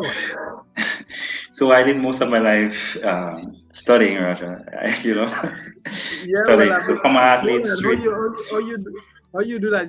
I told people I left the garden for the classroom or the university, but you left what? The garden, the field, the everything. Which one? What going on? Yeah, everything, Raj. I mean, it was a journey. I mean, my master's journey was really wow. It was a wow factor. It's like you were exposed to so much information and so much theories. It was also a wow factor for me, and I really paved the way for a lot of Grenadians now. I must say, because after my master's, my school and I basically signed a bond that every year there's this master's program that Indonesian offer, which I started on. That I should send students to them, and they wanted to specify. So each school now I'm battling so much. I want a group of students, and now my master's school wants a group of students. So everyone is basically fighting to see, where they can get students like me. And let me say I think there are two who just graduated Saturday. Big up to Dana Coffee and Aria Steele. Just finished the bachelor's and graduated with honors. And I can still hear my name calling all over the campus, rather, because I really painted, I changed the landscape of that. I really painted the ice cream and gold all over the campus, and you showed a picture where my exhibition that was the team. And then when I went back to the school, all the benches were painted in that color just to give because they were happy that I actually made an impact. And not only that, I study really hard all day. I really study hard, and I bring something new. What I bring is my culture first and foremost, my language, and then I bring a new perspective of art. And I was really exposed to a lot in the masters, where you get the opportunity to manage the arts, and you have to know what is a good piece of dance, music. You have to bring all of these disciplines together to create your final project. So it was really, really an experience in my master's year. Yeah, master, grandmaster. Grandmaster. And you're going for the next level now, which is. And I'm going for the next level, which is my PhD. Yes. So we need you. Yeah, I mean, they're going to kidnap you or something. Like they're planning to take you away from Grenada. What's going on? That sounds too sweet, man. So I'm loyal to my country, but as Referee said, that it's so much you can do for country, and then you have to do for yourself as well. So I'm doing my PhD in collective memory in that regard. So in the creative arts aspect of it. So it's something that is interesting, something that's very new. So my first thing, I remember, let me just go back just a bit. I remember when I was sitting my doctorate exams, and the lecturer was like, I have two proposals, one on collective memory and the other one on the use of using nutmeg as a metaphor. And one of my lecturers was so excited of the use of nutmeg as a metaphor. So he rushed out of the meeting and pulled out the newspaper and said, Indonesian is funding anyone that can rebrand Maluku, that's the city of nutmeg. You should apply because you have a very good proposal, and the money that was awarding was wow. You know what I'm saying? But deep down, I think if I had created that product, they would have benefited, and not more so my country. So I said, this is something I can always do after I finish the collective memory aspect of it. Oh, nice. But you're thinking Grenada, man. You're Yeah. protecting Grenada. That's what's going on there. You're protecting Grenada. That's awesome. Yeah. So what's I mean, not that you may be flying or traveling, or is it happening distance, or you have to leave Grenada and go? Uh Yeah, well, I started the PhD degree in 2018. I finished my master's in 2016, and boom, COVID came. Actually, would have completed it in 2020. That's above record time again, because it's basically you need to do 4 years in Indonesia to really get a certificate. So from 2018 and 2020, that was basically 2 years. I was basically complete with all A's, not a big exam or up there with the letter A for my GPA, but I was an A student across the board, and COVID came, and that kind of push us back a bit, So I'm going back to Indonesia pretty soon, actually, to set a date as to when I can continue to defend, because the only thing left for me to do is to defend my dissertation. And I'm hoping that I can get a date soonest, and can finish my PhD. yeah, Doc. What go on there? Man, I like that, man. I like it. I like how it sounds. But well, as we say, congrats already, because you don't have it in the bag long time. No, and an A student doesn't fall along to a F student. Yeah. Let me see. Sometimes my lecturer always see me as a person. My lecturer who is Christian, actually, because if a person don't know, Indonesia has the largest population of Muslims, and my lecturer who is Christian always say, "Nick, you just as the guy in Matthew 25." Like, I grew up in a Christian home, so I know what is that.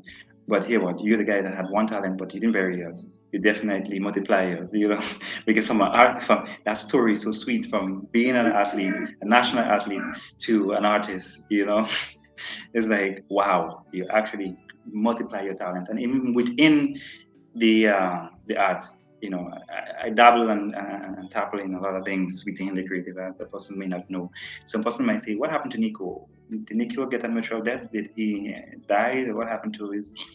I don't see him exhibiting in galleries anymore in space, because my focus was on a PhD, really, because I move away from the in-studio art into really, well, persons who understand what is collective memory, they will know that trying to really bring the arts alive, trying to create installations, and really giving persons something they can interact with and they can bring back their memory, what I'm saying, about events and that took place and the people who came. That makes us our identity, that gives us our identity, and I always believe we are all product of who came and the event that took place in Grenada. We are the product of that. And we have to be proud of the events that took place. We have to be proud of the people who came, and because they will shape that. But we have to take that and we have to appreciate our past and embrace our past in order to take it forward in our future. Excellent. So you are joining me by saying that the arts is therapy. It is. It is. No doubt about it. Persons listening now who don't understand. I mean, can you give us some more food? Because what I'm hearing is a whole heap of it. Raj, even my situation, right? Let us say how I use it to console me and to heal me. I mean, knowing that you come from nothing, and then you have to make it on your own. The person who who's provide for you passed at a very tender age when you need them the most, and as we rightly said, that's the house is as strong as the pillar, and once the pillar broke or the pillar is destroyed or the pillar gone, then the house just collapses. So you have that kind of confusion, but you have to be able to more or less be focused, and being focused was me diving into the arts, right?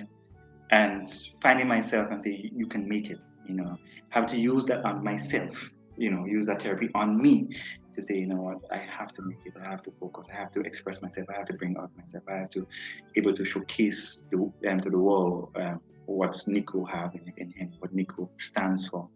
And Not only that, I owe it on the person who is looking on, who is aspiring to be like me and even better than me, to make it. I may sell Indonesia as a better road, but also being frank to persons who are going to study Indonesia, that is not an easy road. But then you have to remember what you come for. You are here for a reason, and that reason is for you to come out with something. Most persons, most persons will say, "Oh, well, you just go to Indonesia for 6 months and come up with a 6 months degree." But and this is the kind of negative attitude you have to deal with. But you have to rise upon that, because art is not only about the stereotype way that persons envision it. Is way beyond that. It is used, as rightly said, as a therapy for healing and something, and not only for a voice. Roger, you need a voice out there, and you go to express yourself. You need the arts to do so.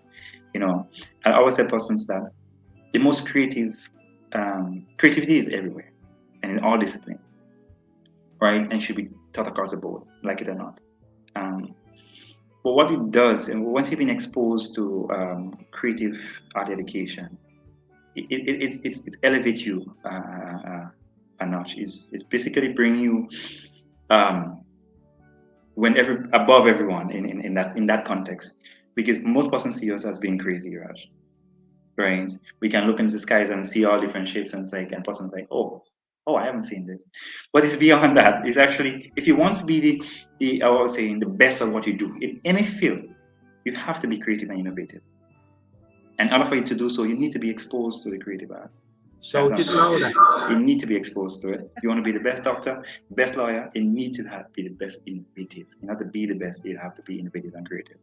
So it's not about we trying to populate our area and trying to get persons to come over, but we want the students to be the best of themselves. Right? We want them to set the goals and achieve it, in a very positive way, in a very focused way, and excel above, because they are thinking different. They are thinking, I can do this. They are thinking that I have a voice. They are thinking that I can use this to heal me. I can use this to heal others.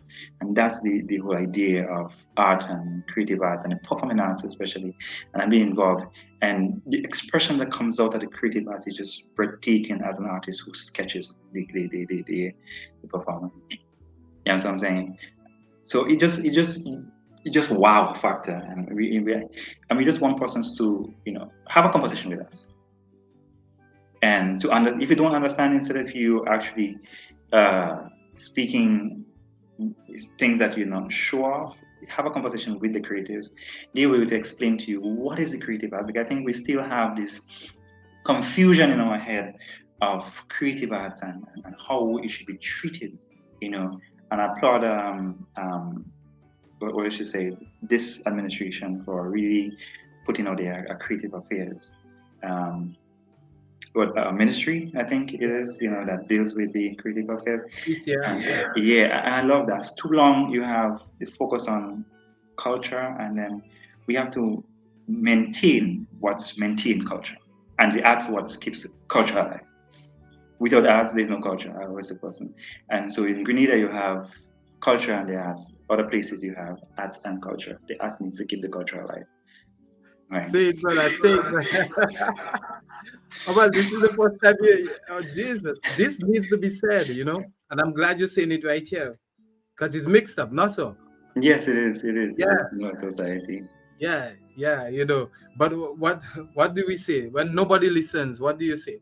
You speak and it goes out the window, boy. Yeah.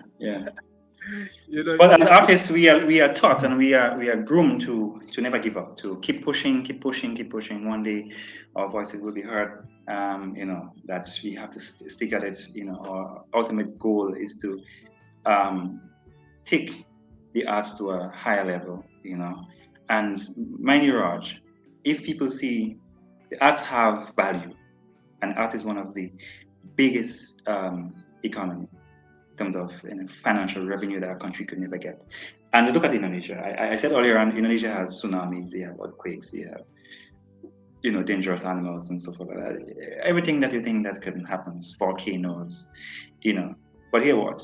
It's one of the busiest tourist sports that comes How they are selling a country that has volcano erupting? You have your feet, the ground is under your feet is moving every day or two, and persons still are interested in going there and gaining the experience. It's because of the arts. They sell the arts and they sell it well. And I mean, I'm pleading for persons that has the authority to do so, to give the arts attention, and you'll see how striving our economy could be. Because not only me, I said it. The Bible said it too. If you want a country to to yield or to excel, you need to get your artisan, you need to get the creative people to come and build and to create. If you look in Exodus, you know for a fact that he speaks about that. So you need to get your arts people out there to showcase the talent, and the world will come to you. Exactly, expression. So never stifle the expression. Never. You see, once that reach into the schools, and you see, because when you stifle expression, what are you bearing actually? Just me, Raj. You stifle expression, you kill people's dreams. You hold people by the throat when they want to speak and hear them cannot really express themselves. So, you bury a country future when you stifle people expressions, and people expressions definitely is what helps to make decisions. You may not get everything right, Raj, but I'm expressing myself, and you listen to me, and I listen to you, and we can come together and box ideas and and find out solutions. Art is about a solution thing here, Raj. It's about finding solutions for the difficult problems that exist in the world. You will find it every single day. If science have a problem, that they need to fix, you need to sketch. You need to get the artists on board and see. So the art is used as a form of tool to be able to get persons to express themselves and to make things simpler. And then you write, you sketch, you document, and persons in our generation will build upon that, and persons after us will take that and grow. It's a continual process. And once you keep people and shut people up, is that you are stifling people creativity, you're stifling people, you're stifling the growth of a country. So we need to expose people to expression, freedom of expression, and I did it in my artwork. As you can see, I express myself in many different ways. So some may express themselves by screaming and acting. Some express themselves by use of colors and lines and so forth like that. Artists all around us, Raj. Before we created songs were in the trees with the buds. When the wind rushes against the trees, it creates the water that is rushing down the streams. It's all about that environment. So it's within, it's embedded in us. So it's there. If nature has it naturally, and we are gifted to express it, then why should we not express our God-given talents? Definitely. And I'm going to challenge you, because I've started my drama therapy program, and it is extremely effective. And I'm helping a lot of persons, a lot of people in Grenada getting assistance. So I'm looking forward to the art therapy from your perspective. I'm waiting. Let me make the magic happen. We have to save lives and help people. And I see the depth of your journey. So we are waiting on that. Guys, we're going to have a lot more that coming for sure. But don't jump the gun. You're a master in Grenada. You ain't tell me nothing much about it. I want to go too far, but you're a master in Grenada. You've been doing a lot. You have to be more specific, Roger. I prefer you to be more specific. Yeah, you want to be more specific. Let me put you under the bus. Now that we had that awesome journey that we look at there, let me put you under the bus here now. You've been doing a lot of work locally with artists and other persons. I hear you mention anything about that at all. It's like, what? I mean, the practitioner side of in Grenada. Come to Grenada now.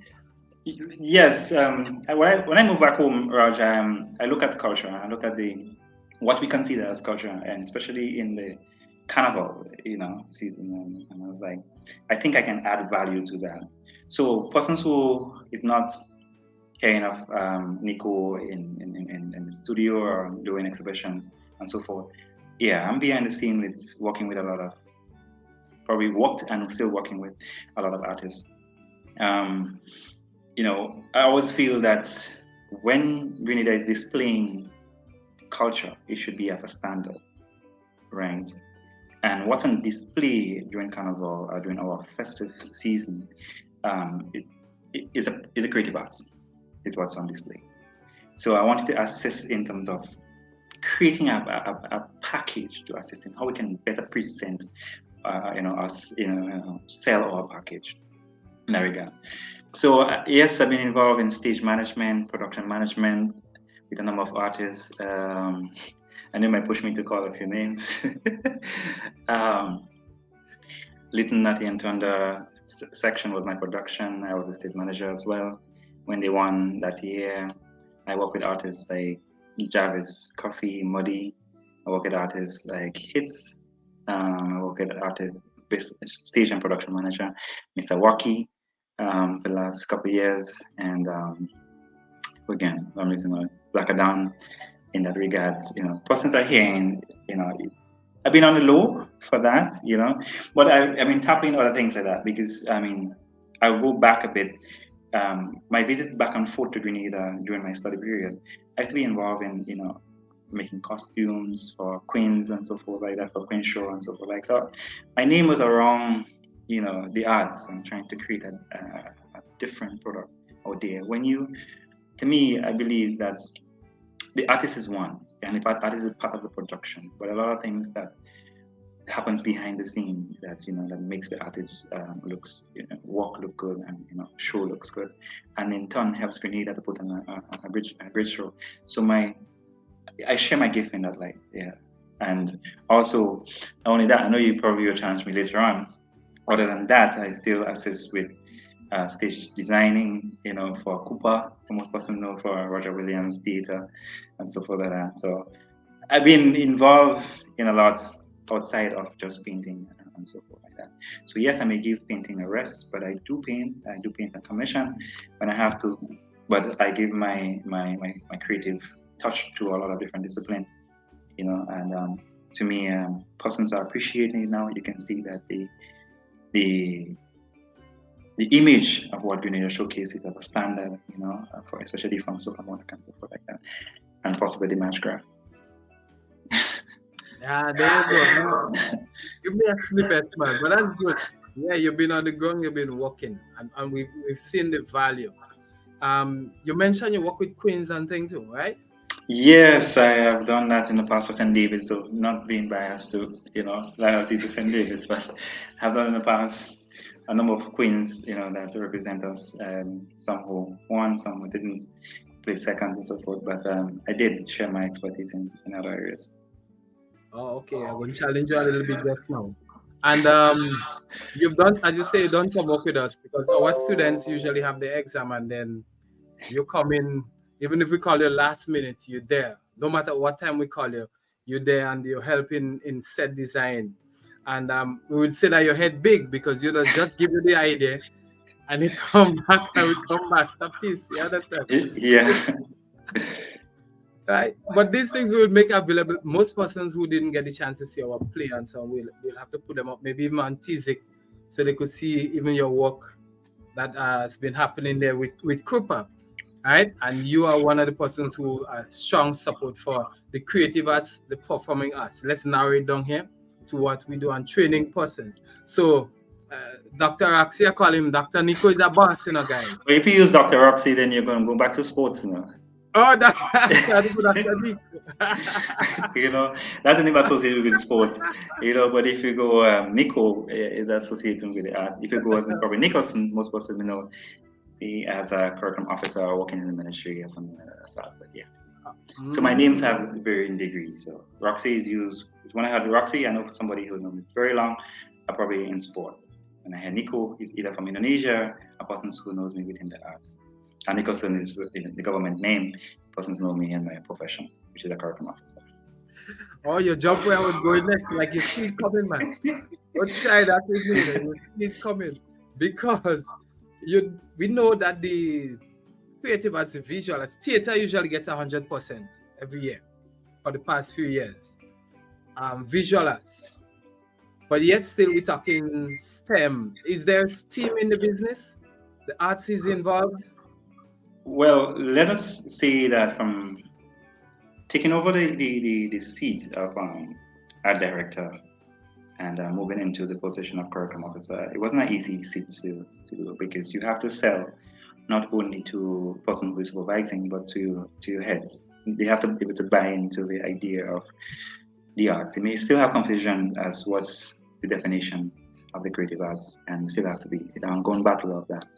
But I was trained. I was well trained to do what I have to do to create talents and to foster minds, and so I had to go there and create,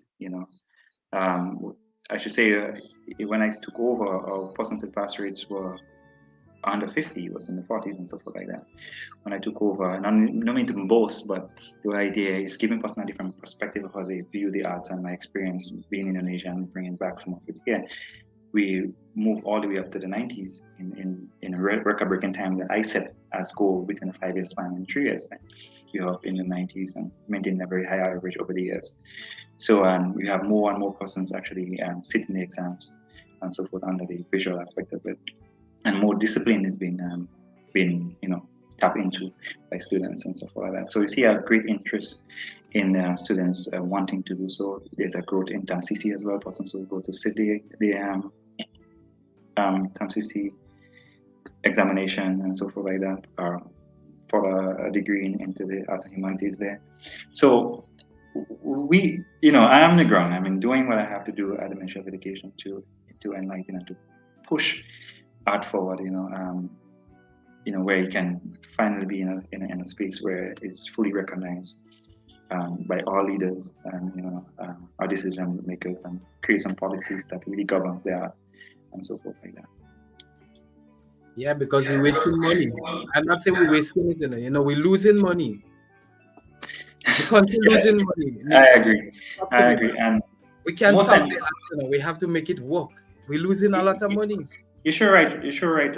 With that, Roger. We are losing a lot, and persons may say, "Oh, that we are behind in the other territories." But I always say, "Person, yes, we may be behind, but based on our size, our capacity, Roger, and our expertise, we have persons here that can do it. Just give them a chance to get it done, and you'll see how fast we can catch up and even surpass those leading territories within the region that is big on arts and probably economic and GDP and stuff like that. That we can be able to contribute significantly in that light. But that's a topic for another session. But, definitely. Most likely is that my main goal is just to continue to foster and to develop creative minds, and not only for my discipline, as I said earlier on, but I just want the students, when they go out there, to be the best of themselves, right? To be the best of themselves, and to pursue despite of the odds. You may people challenge, why are you studying this and why are you studying that, but to really go after what you want. And yes, you might have parents that make decisions in what subject you may do, but sometimes you really need to do some self-search and probably have some good conversations with, so persons can understand the area that you want to branch out in and the importance of it, and probably the lack of it. And then you can see that one day, you will be will get the recognition that it should, because we have a lot of you have also a lot of talents here, Roger, within the creative arts, and they just need the right avenue to get out, and financial backing as well. I mean, I didn't say earlier on, but one of the hindrances for me to really complete my PhD is finance as well. It's very expensive. So finance was a challenge from day one. I see that challenge now. So I hope that when I finish the degree, then that problem will just be wiped out entirely, But yeah, so that's it, and then it's, you want to be able to, most of the stuff that we would need to really do or to create is either very expensive, Rush. The creative arts is a very expensive industry, like it or not, and I think it's the most expensive industry. Expensive because people think it's luxurious, You know what I'm saying? So they treat it as that, and so certain things that you cannot get here, try to source it abroad, and you still get taxed on it and so forth like that. So it's a challenge, but slowly and surely we are getting there. We are coming out of that era where art have a voice, where we can probably one day have a national gallery and a theater. What should I say? Theater Performing arts, yeah. performing arts Center. center. Yeah, and so forth like that. But I think we on the right path. We just have to continue, myself and you and the other artists just need to continue, doing what we do best and continue advocating and stand firm for what we believe in. Excellent. Yeah, man. Well said. I want to put something on the screen here. I want you to speak to it. It wouldn't be long, but I want you to speak to it because I saw this thing somewhere and I just say, let me put it on the screen and maybe you could talk about it. So I'm putting you on the hot spot. You understand? The hot seat. You ready? Yes. I'm putting something on the screen. You could talk about it while it's playing. Right. Foolish aspiration. My mind became a battlefield. Torn between. That's definitely bring back some memory, Raj. I think somewhat maybe if I think NIKO is a part of that production. Yeah. This was with your big head, yeah, that's all they said. Yeah, okay, you're leaving your big head out. Okay. That was what we call the most astonishing thing that ever happened. When that young lady came to me and asking me that, sorry, you need to help me with my talent. I'm going for this, this Queen show, and if I get accepted, to represent Miss St. Andrews, I definitely want you to be working on my talent. And it's like, no problem. Once it's too fast, wanted to develop, wants to show a different perspective of how the performing arts can mix with the fine arts, I just wanted to be a part of that moment, So when she said that to me, instantly, I was like, yeah, I'm in 100%. But for a fact that artists need to come together and share ideas and bounce up ideas together. So I had this brilliant idea, and I was like, no, let me just who I can, join with to put this composition together. You know what I'm saying? And no question. As a matter of fact, once I called him, it's like, hey, we have somebody to work with. That's Dr. Williams, right, himself. It's like, oh, bring it on, man. I mean, I got a lot of bashing for it. Person say that I have given up my loyalty, from St. David's to St. Andrews. But for me, it's just about the talent. It's not about anything deals with parish when it comes to visual arts. But, yes, I would love to. I'm probably biased when it comes to the people of St. David's. You know what I'm saying? But no matter where talent comes from, I'm there, Raj. I want to be there to help to develop and help to shape the future of the talent in Grenada. I want persons to realize that, hey, we have great persons here, great minds here that can do great things and big things, and let's showcase it to the world. And that here is a perfect example of coming together and putting something there. I mean, a lot of thoughts went into it, a lot of effort and energy went into it. It wasn't that just a overnight thing where a lot of practice went into it.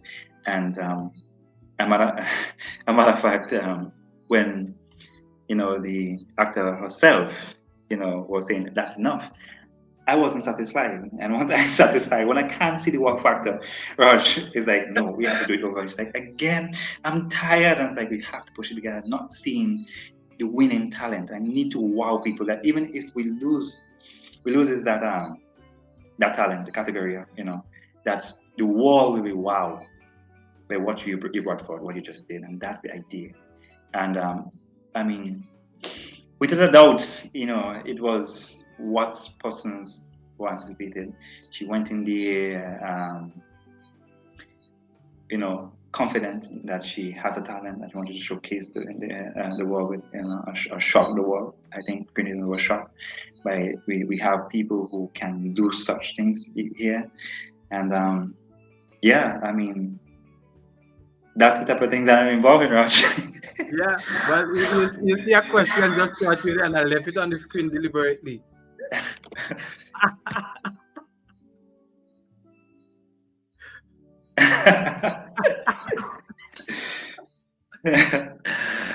Yeah, so the idea for us, Raj, is to, I mean, it's not why, is the people, let's just put it, and because I don't want to be having to lose my status or my citizenship in St. David's, or my roots, I've been driven and say I have to move out of St. David's because of that. But the whole idea, I'm a person who, I love the creative arts. So it doesn't matter who. If Miss St. David's wanted that and they reached out to me, I mean, I definitely would have shared my, I give my support in that regard. But you can see, even in Soka, not only St. David's people I work with, people from St. George's, St. Mark's. So it's a different. You just want to build a product. You want to showcase a product, and if persons, believe that they can choose me to guide and to assist in bringing out, creating a product out there, then I'm going with it, Raj. I'll work with anybody at any given time. It doesn't matter if Grenada or the rest of the region. Once it's about developing and showcasing the art, I'm in. So St. David's, I am St. David's 100%. Obviously, my neighbor string is very there. So it's no, I mean, I'm still your son, despite of what I did outside of the Queen show. But it was a good show. I mean, altogether, it was a really good show. I think the young ladies really put out there and so forth. And at the end of the day, I always say, in my production, let the best production wins. Let the best, the best, I don't want to say talent, but let the best production be seen actually on the international market. People would know, people would judge, people who is looking on can say, well, yes, wow. And that's the idea, Raj, we wanted to push. And then when I got the opportunity to work with Mr. Andrews, he was, I had the idea and I was like, every idea that comes to mind, I had to find the element of surprise. Where is the element of surprise? And, sometimes you have to push yourself a bit further. And, it may tax you in your thoughts and you may be exhausted. But that when you're about to give up, that brilliant idea comes to mind. And then, hey, no matter what the Mr. Andrews is saying, no, that's too much, that's too hard, that's too big. No, let's push it. That's the same thing that was in my head saying, no, that was sufficient. But I had to dig deeper, and then here comes a production of our life, and her life actually. But I was involved in that. Yeah, but I didn't mean to do it. Actually, it just happened. It just happened. But that's just to show that yes, as artists, we help who needs help and who reach out for the help, who ask for the help. So it's not about any separation. No, we work with, because our aim is to develop people, and the artists are the most powerful tool for personal development and otherwise. You see, so we value that, Roxy. Blessings. Raj, at least one person said to me, "Well, St. David's win everything, St. David's win the talent, St. David's win, St. David's win everything." So big up to St. David's in that regard. Still, despite the St. Andrews, but actually, people still, when they get to figure out that. Look at things like Janelle Fletcher. Look at yeah. That's interesting. Yeah. I didn't see that way at all. Yeah, so St. David's is a win-win for St. David's no matter what, So yes. Definitely. Right. I mean, our time is near, and I mean we've spoken a lot, but we want to thank the people who stayed with us. But you cannot leave, or we cannot close this without a real synopsis. Looking back at the journey, you've mentioned things, but what do you say, or what do you leave with the parents who discourage the children, Watch me good. The teachers who discourage students. You get me? And maybe I don't want to go into that depth, but the policymakers who don't see the value of the arts or the creative arts. Your voice. Right. Let me say this, Raj. I know how it could be at times, especially when parents want to shape the education path of the children, but sometimes they have to let the students themselves choose their own path. And um, I mean, on my day-to-day running in schools, you always have students who come to me and say, "Sir, I want to do the art, but my mother don't want that, or my father don't want that. My father don't understand the value." And I would say to him, "All right," I say to them, let me meet with the parents. Let me have a conversation. I guess people like to see dollars and cents because we want value for the money. Yep. So probably they understand. All right, I'm sending you to school. I'm paying for you to go to school, and then you cannot tell me that you're going to become an artist. I can't see it because in our era, art was nothing. What I mean, come on, you can't survive, which means I constantly you'll be depending on me right through, technically. So I have to speak with parents and so on and say, no, it's much more than that. Art is way more than that. So I want parents to, listen to the kids and let them make decisions, and the way forward now is the skills, Raja, like it or not, it's the skills we have to push our children in that direction and so forth like that. And so my advice to parents, listen to them, and if you don't understand, come to the person who's responsible for art, who's probably encouraging your students to do so because they see potential. And Raj, just to stray just a little bit here, a scenario where I had a student in Form 3 actually, and I spotted his talent very early, and I was saying, no, you have to do that exams in Form 4 because he was placed in what we call back then the streaming class of the science class, the bright class. So there's no way art is offering in that class. So I had to, say you have to sit the exams in Form 4. But his parents was not buying into it. Like no, art. What is that? No. They couldn't see it. They couldn't see the value of that. And I remember calling, and when I called in the parents to say, hey, I cannot convince you further, right? Well, and I don't want to take away what you have in your mind, but what I wanted to do is give me the opportunity to let that child sit the exams at that, age, that point in his life, and we have a conversation after. Let us have that conversation after you sit the exams. He said, well, if you fail my subject, I want my money back. I said, I have no problem refunding you if you fail the subject. Raj and that child went on and passing the visualizing, very excellent grade, Raj. We shook the parents, you know what I'm saying? Parents were stunned, they couldn't believe. And guess what happened? That person today is an art teacher.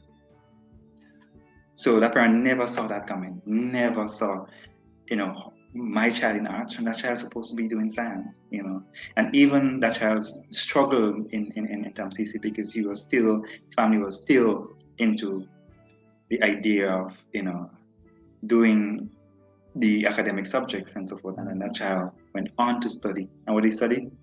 Visual arts. And he came back and become a teacher, visual arts.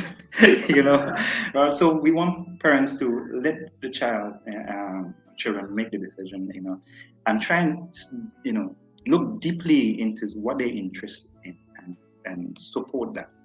Let us not dictate and let us not push our own agenda on our children, right? Let us, while we want to guide them and so forth in making the best decision, they have to take responsibility themselves to do so. And for the teachers, I had it, man. I mean, I had it where the school, the head of the school was just sending down Roger children who they claim that's not academic inclined and go and do art. Just go and do art, And Roger Ice make wonders. I guarantee you they send them to me, they're passing my subject, for sure. Yeah, that's what I'm saying. But then when CXC cannot change the whole idea of bringing the journals, which is the theoretical aspect of it, what that does, children who is less inclined in that area really starting to pull away. But I have to change my, get different strategies and methodologies to use to get my students to write, because I want to build a passion. You can get anybody to write based on the passion. So what I had to do so. you will hear teachers saying, "Why do that? What is that? You know, art? What for?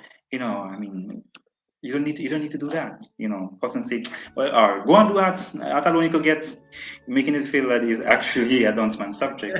And I always use that reference to my teachers. And I always say that sometimes we walk our head high as our teachers, but then I remember growing up that was a done subject. So which means makes you a dance teacher. So we have to change the stigma of that. So if you're not a dance teacher, let us work together collectively in the same boat to just eradicate. You know what I'm saying?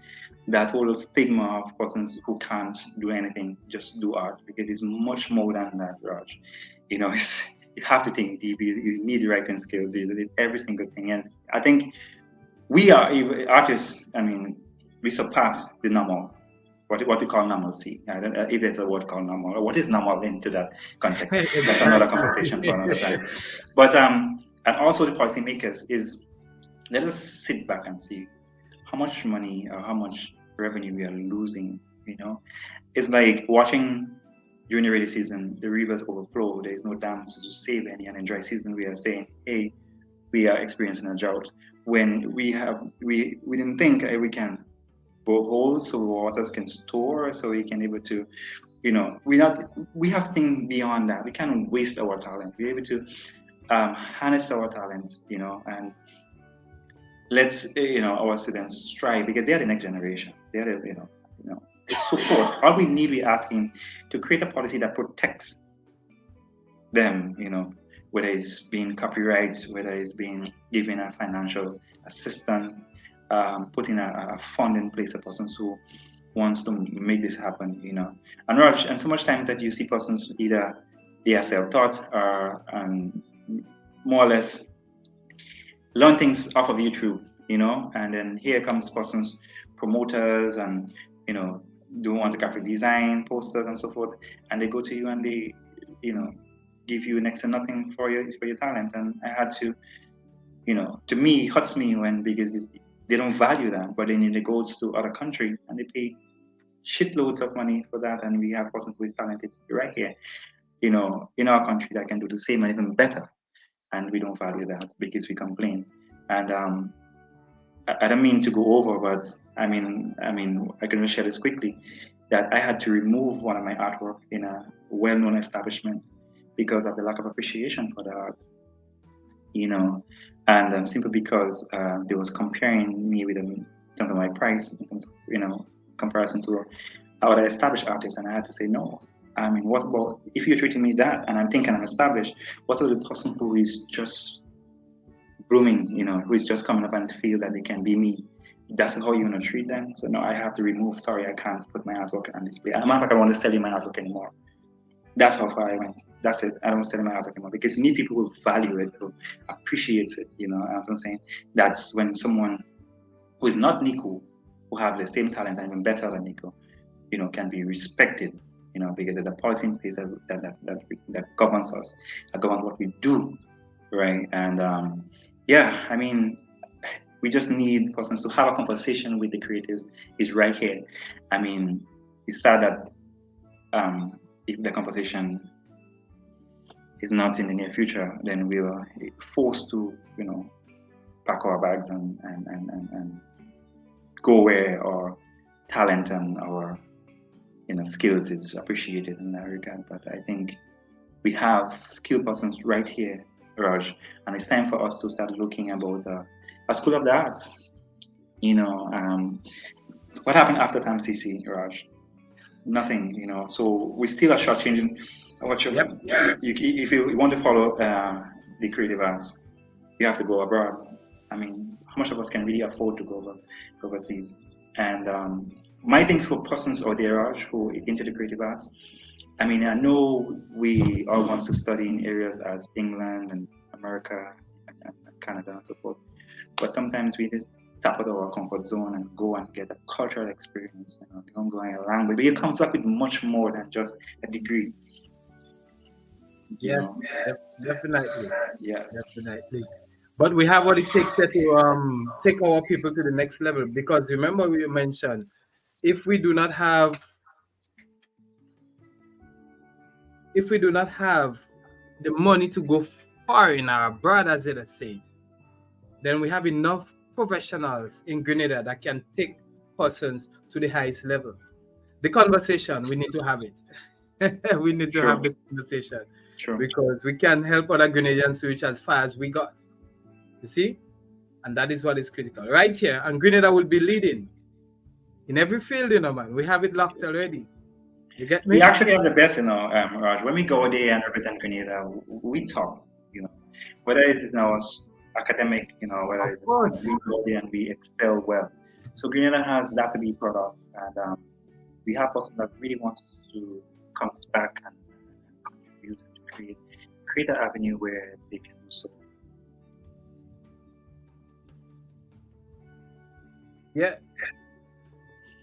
So initially, in the days gone by, the art was used for all other things.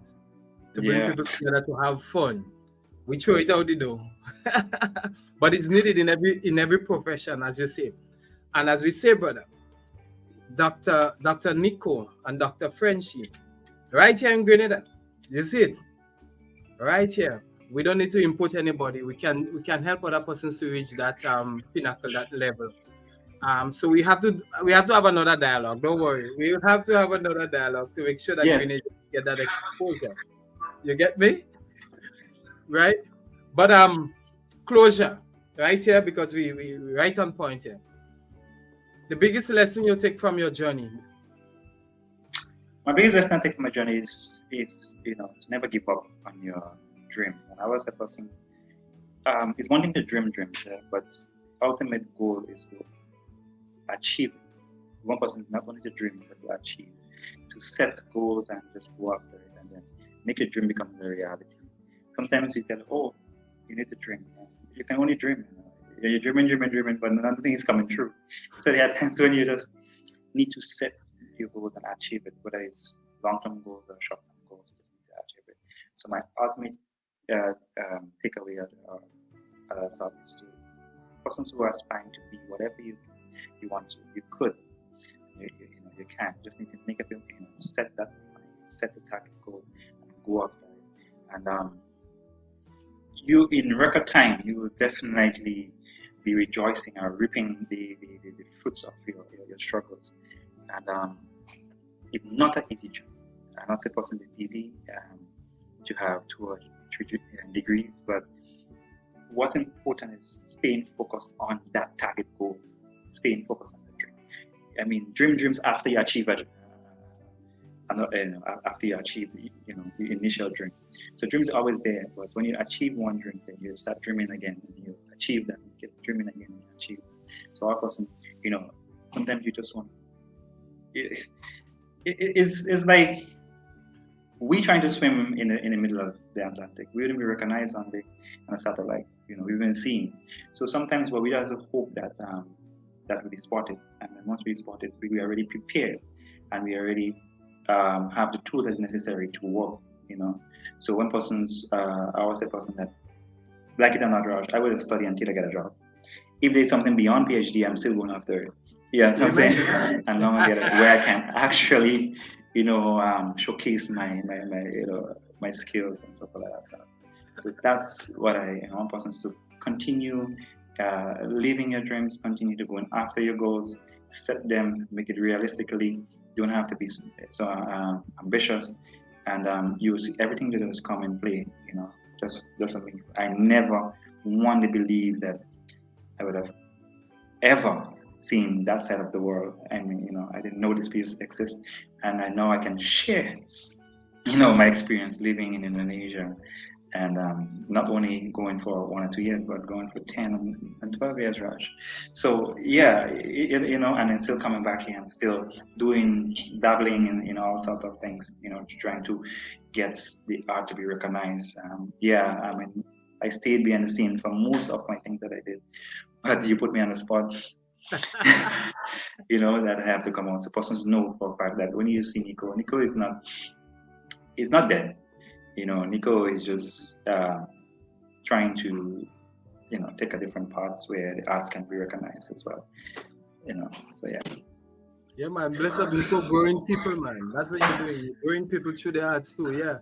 And we Yeah, love, we love it. We love it. That's what we do, guys. As we say, straight out, how you say, straight out of Coles Gap. All you don't like to hear the word. Coors Gap. Straight out of Roger, Coles you Gap. know, we are neighbors, eh? So Yeah. straight Well, up of Coors you're Gap. busting it out, man. You're busting it And I good. must say, I think Current must be proud. They have created a lot of persons in the creative arts. A lot of persons in the Current creative arts. government school, Yeah, they current. should be proud of that. They created a lot of persons in Yeah. the creative arts and sports as well. So it ties in. So I guess I'm a product of both sports and creative arts. So Yeah, but I didn't go to any of it. well, but you were rooted in current, so you was grounded. Yeah, man. Current to the bone. Current. Yeah, Current it was to the grounded. bone. And I think you take some of that values where you went to GBSS, I think, right? Yes, man. Yeah. Yeah, GBSS boy. Yeah, I should have tell by the head, but at the same time I realized but current have the same head, so I've been current about before actually, But like it or not, Raj, we always have to go back to the root of everything. And the root is Yes. actually from when you were cemented, and current did instill a lot of the values despite of what of the odds that comes out of it. But what's important, I could say I'm a living testimony that I actually made it. I made it. I made it with tears. I made it with joy. I made it with laughter. And I made it with pain. I made it with sickness. You know what I'm saying? But I'm still at it. And I want person to just take a page of my book and continue. Sometimes you hear people read themselves and you just sit and you smile. And sometimes it's okay for a person to take their joy because you're on a journey that is doing great things. It's behind the scene in the open. So the whole idea for me, you'll see more of NIKO probably in the performing industry, more of NIKO when I finish my doctorate because the product I'm building, Grenada will be the sole beneficiary, of it. It's where we pull people together. So NIKO names will be, you will hear NIKO, in the streets, you'll hear it on the stage, you'll be hearing more from me, you'll be hearing more from me. Great, man. You know it won't stop because we're going to turn up this place. You understand? We are here to give back. We've achieved a lot and we've had similar journeys. So the people know that. I see, look here, I can't end without, I see somebody inside there. I see Alice, Allison. These people keep saying, my brother, my son, my neighbors. What? Look here. So many persons that to big up boy. We didn't have time. I know. So what is that? God, hey, Gala. That's what I say. God is man, who you see inside there actually? Well, all my classmates who is in there, Janelle, Nerissa, my daughter Nictalia is in there, so yeah, my aunt is actually in there, thank you for all the support you give me. I love you a lot. You never give up on me, not one day, so you always believe in me. Thank you so much for that. I mean, there's so much people you can thank because so much person, contributed in your life in different stages of your life. And I always say life is like a relay. So my first journey, my first leg, I have so much people names I can call. I just want to just single out one, Teacher Julia, wherever you're in the States, thank you very much for all the support you have given me up to this day. Paul Phillip, and I go to the second leg, teachers at the Center of Secondary, and then the third leg, tertiary.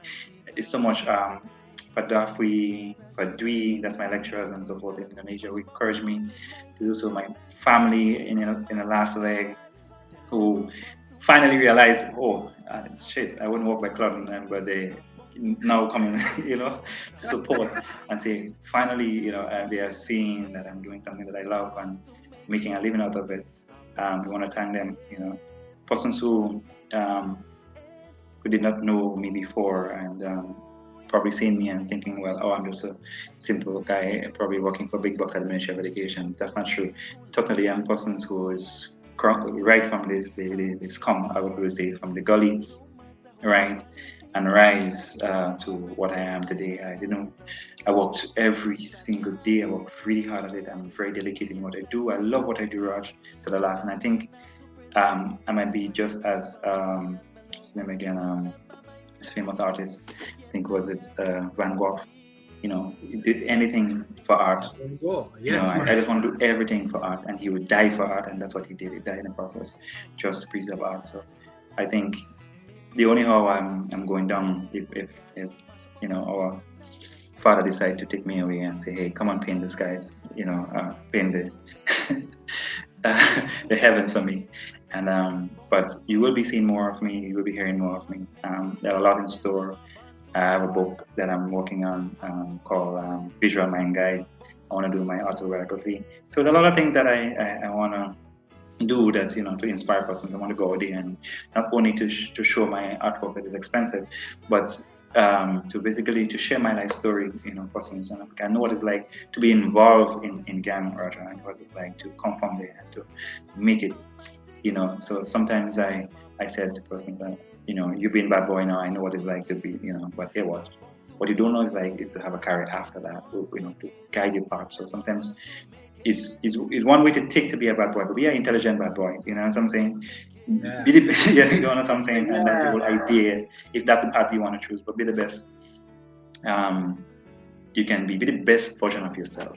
I'm asking persons who are listening here, who may view this, that be the best version of yourself. And you can only do that by self-expression. You can only do that by expressing yourself loudly. Yeah, that guys, you heard it from Dr. NIKO. And I can't say Roxy because you don't want me already, Dr. NIKO, so we mix up the thing. Yeah, man, we are so proud. We are so proud of our own. And that's why I say we value our own. No matter what we do, our locals must get recognition because there's value and importance. If we want to grow the country, that's what we do. All right, guys. We thank you for sharing these long hours with us, brother, because I know it go, but you see, we want the people to know what's going on. And we thank all the viewers who stayed with us, and support Sia Williams Performing Arts Academy. NIKO is also a lecturer there too, but he mentioned that part. He shaped minds. Anyway, we're going to leave that out. But because we are shaping minds with the creative arts, and let them know, as you didn't mention that, we train the queen on the concrete ground. You're going to see the article soon. I understand as we struggle to get assistance, we did use what we have on a concrete roof to make sure that we train her properly and she surpassed all art. Yeah. We don't give up. We take what we have and make it work. Thank you, mommy, cousin, friend, classmates, whoever they, auntie, friends and family, people who love the arts. I leave you with a piece of our work that we've done. And actually, let me just say that quickly before we run. They told me when I came from Jamaica that you cannot put people on the stage in 1 year. I defy all of that. Break all the rules. Now I have one of the top actresses in the Caribbean right here, and she's now being trained as a teacher. Well, she don't do the course already. Right. And she bad like that. So when your friend keep along now, we have somebody that could take over already. And that's the idea, Raj. We want persons to take over. We don't want to be pillars or planted there and cannot be removed. His whole idea is for growth. We want persons to take over. We want persons to basically take from where we left off, and the continuation goes. I know my daughter may not be an artist, but I wouldn't focus in that light. But then we need somebody who can take over, can probably shape the minds of someone else's daughter or sons. You know what I'm saying? To take over from me, and I don't want to be in a position I'm in for the rest of my life. No, somebody needs to be able to take from where I started and run with it, because that's how life is. Life is a relay. You should pass it on, and then they will pass it on. So trust me, wherever is stagnant water, you know what happens. You've been infected. It's poison. So we have to rotate things, Raj. We have to always try to go for new things and so forth like that. So I don't want to be blocking anybody from getting, achieving their goals. Definitely. We help people and we move on. That's how it is. I want to sit down and watch the artists. I love that. I want to sit back up. We've done played our part, we've walked the road, and now we are sharing and giving back. Thank you for sharing with the world. But remember, guys, we are here next Sunday again. And it's artists we're looking at. It doesn't matter who, what level, what art form. We are speaking to the people who help make Grenada proud as well and grow their arts and grow people. So I leave you with a piece of our performance, and as we move to the next level. But Thank you for having me. I want to thank all the listeners who came out and view and sharing my life story. I just wanted to thank Roger Williams for giving me the platform to do so. So you'll be hearing more of me and supporting in the near future. Keep me close, whether it's on social media or in the street. I'm just the same guy from Coast Gap. Don't worry. My attitude hasn't changed, and my status, no matter what, I'm still remaining true to Coast Gap to the world. And you guys enjoy the rest of the evening, and bye. Cause despite the struggles and fight, I smile, everything is alright. I say thanks for life, Almighty God, thanks for life. Maybe it's a shoes that fitting me tight, but I go mash my party tonight. I say thanks for life, Almighty God, thanks for life. Tell them I'm born to make it, I have to make it, I'm born to make it, I must make it. Tell them I'm born to make it, I have to make it, I'm born to make it, I must make it.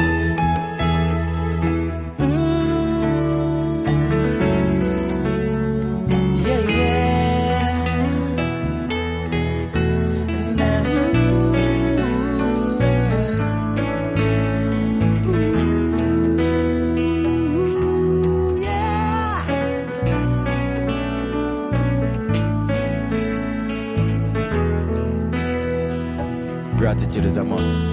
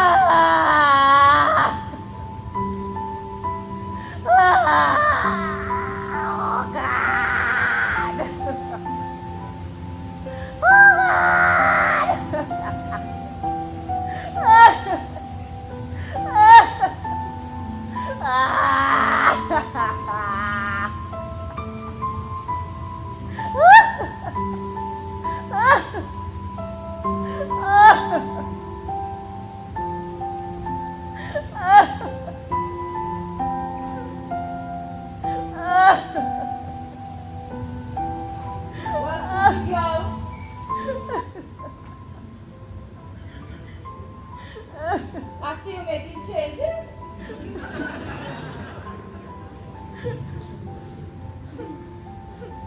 You conserving energy? I know it's been a while since I came over, but could at least tell me you are now an environmentalist? Don't be silly, Patty. Can't you see that something is wrong here? Well, knowing you and the things you love, I am indeed shocked. Were you robbed? Or you just decided to sell them chairs and live?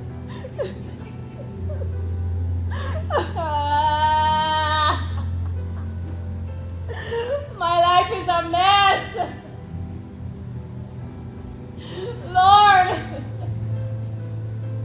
why me? What have I done to deserve this? Is people that envy me so, Father? Why are the enemies fighting me like that? I ask Satan to get away from me. Leave me alone. My neighbors are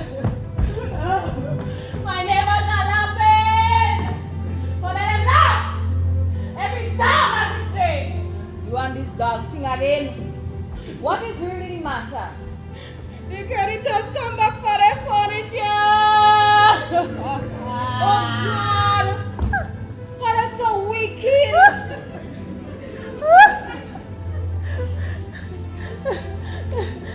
It's a while now I didn't pay for them. An innocent sir, he would have helped me before he go Trinidad. So, what went wrong? Well, he did. He wrote me a check, but I owed a lot of arrears on my bills, so I had to clear them first. Then my hair needed doing, and I felt as if I needed something new to wear. And then there's my phone bill. You know, I still owe $500 on it. So, that is why you're not answering the calls? They cut off your phone too? That is high-class wickedness. I just want to know why all these things are happening to me. Why? And the neighbors enjoy the moment when they're moving on the things, and then you should hear them laughing out loud. Hey, hey. Hey, hey.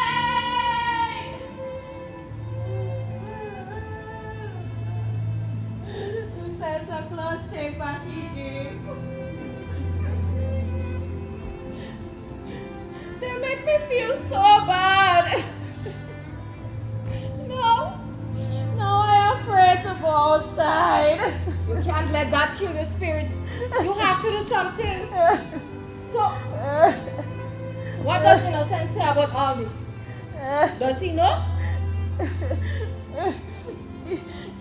He had to stay in Trinidad. Had some other business to deal with. He said he'll be back in a month time or so. But you have to tell him. That is not possible. My phone is down. And I know he must be calling me to tell me how much he misses it. He must be going crazy. After such a lovely time.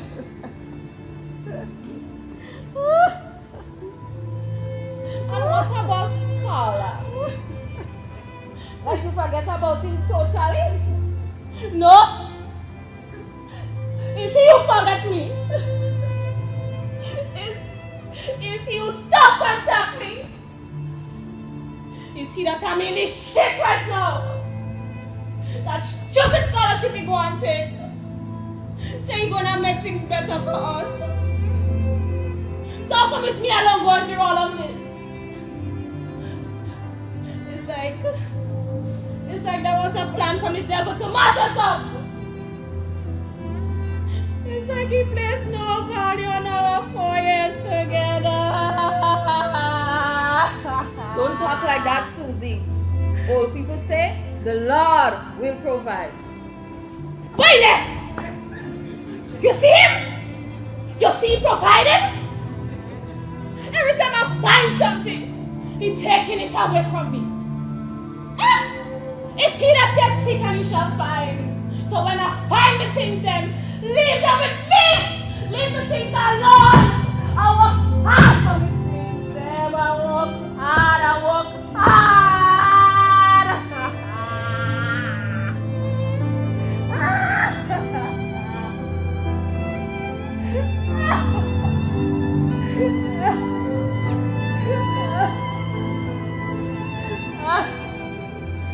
The bank send a letter and say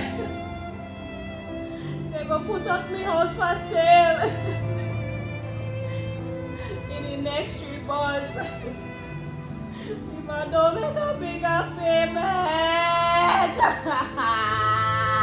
What? You offer the house too? I offer everything. Nothing in this life is mine. Nothing in this place is mine. The end is near. The end is near. I am failing. I am failing. I am failing.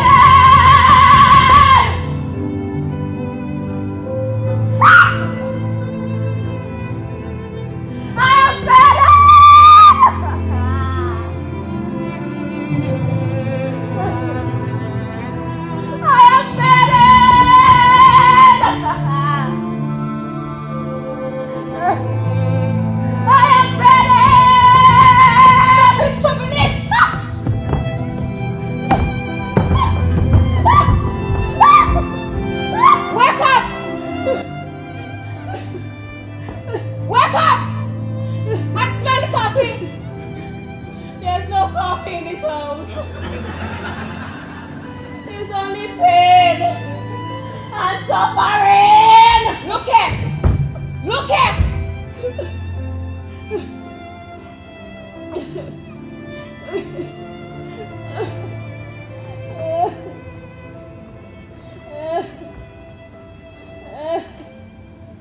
Remember this guy that wanted to see his primary school? And then he went and studied. Who? Scholar? Come on now. Scholar just left. Why could be him? I'm talking about Justin. The man who jump up for so much during election time. Remember how we full up the bus to go all the way holding meeting? Of course I do. So what that mean? It's payback time now.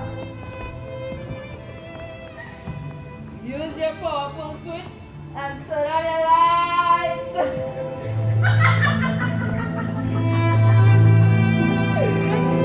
Turn on your lights.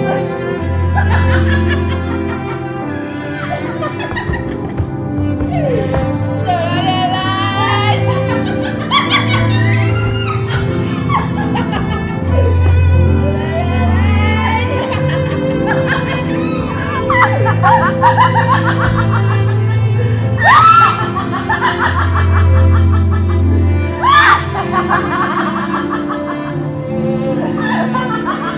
Ha ha ha ha!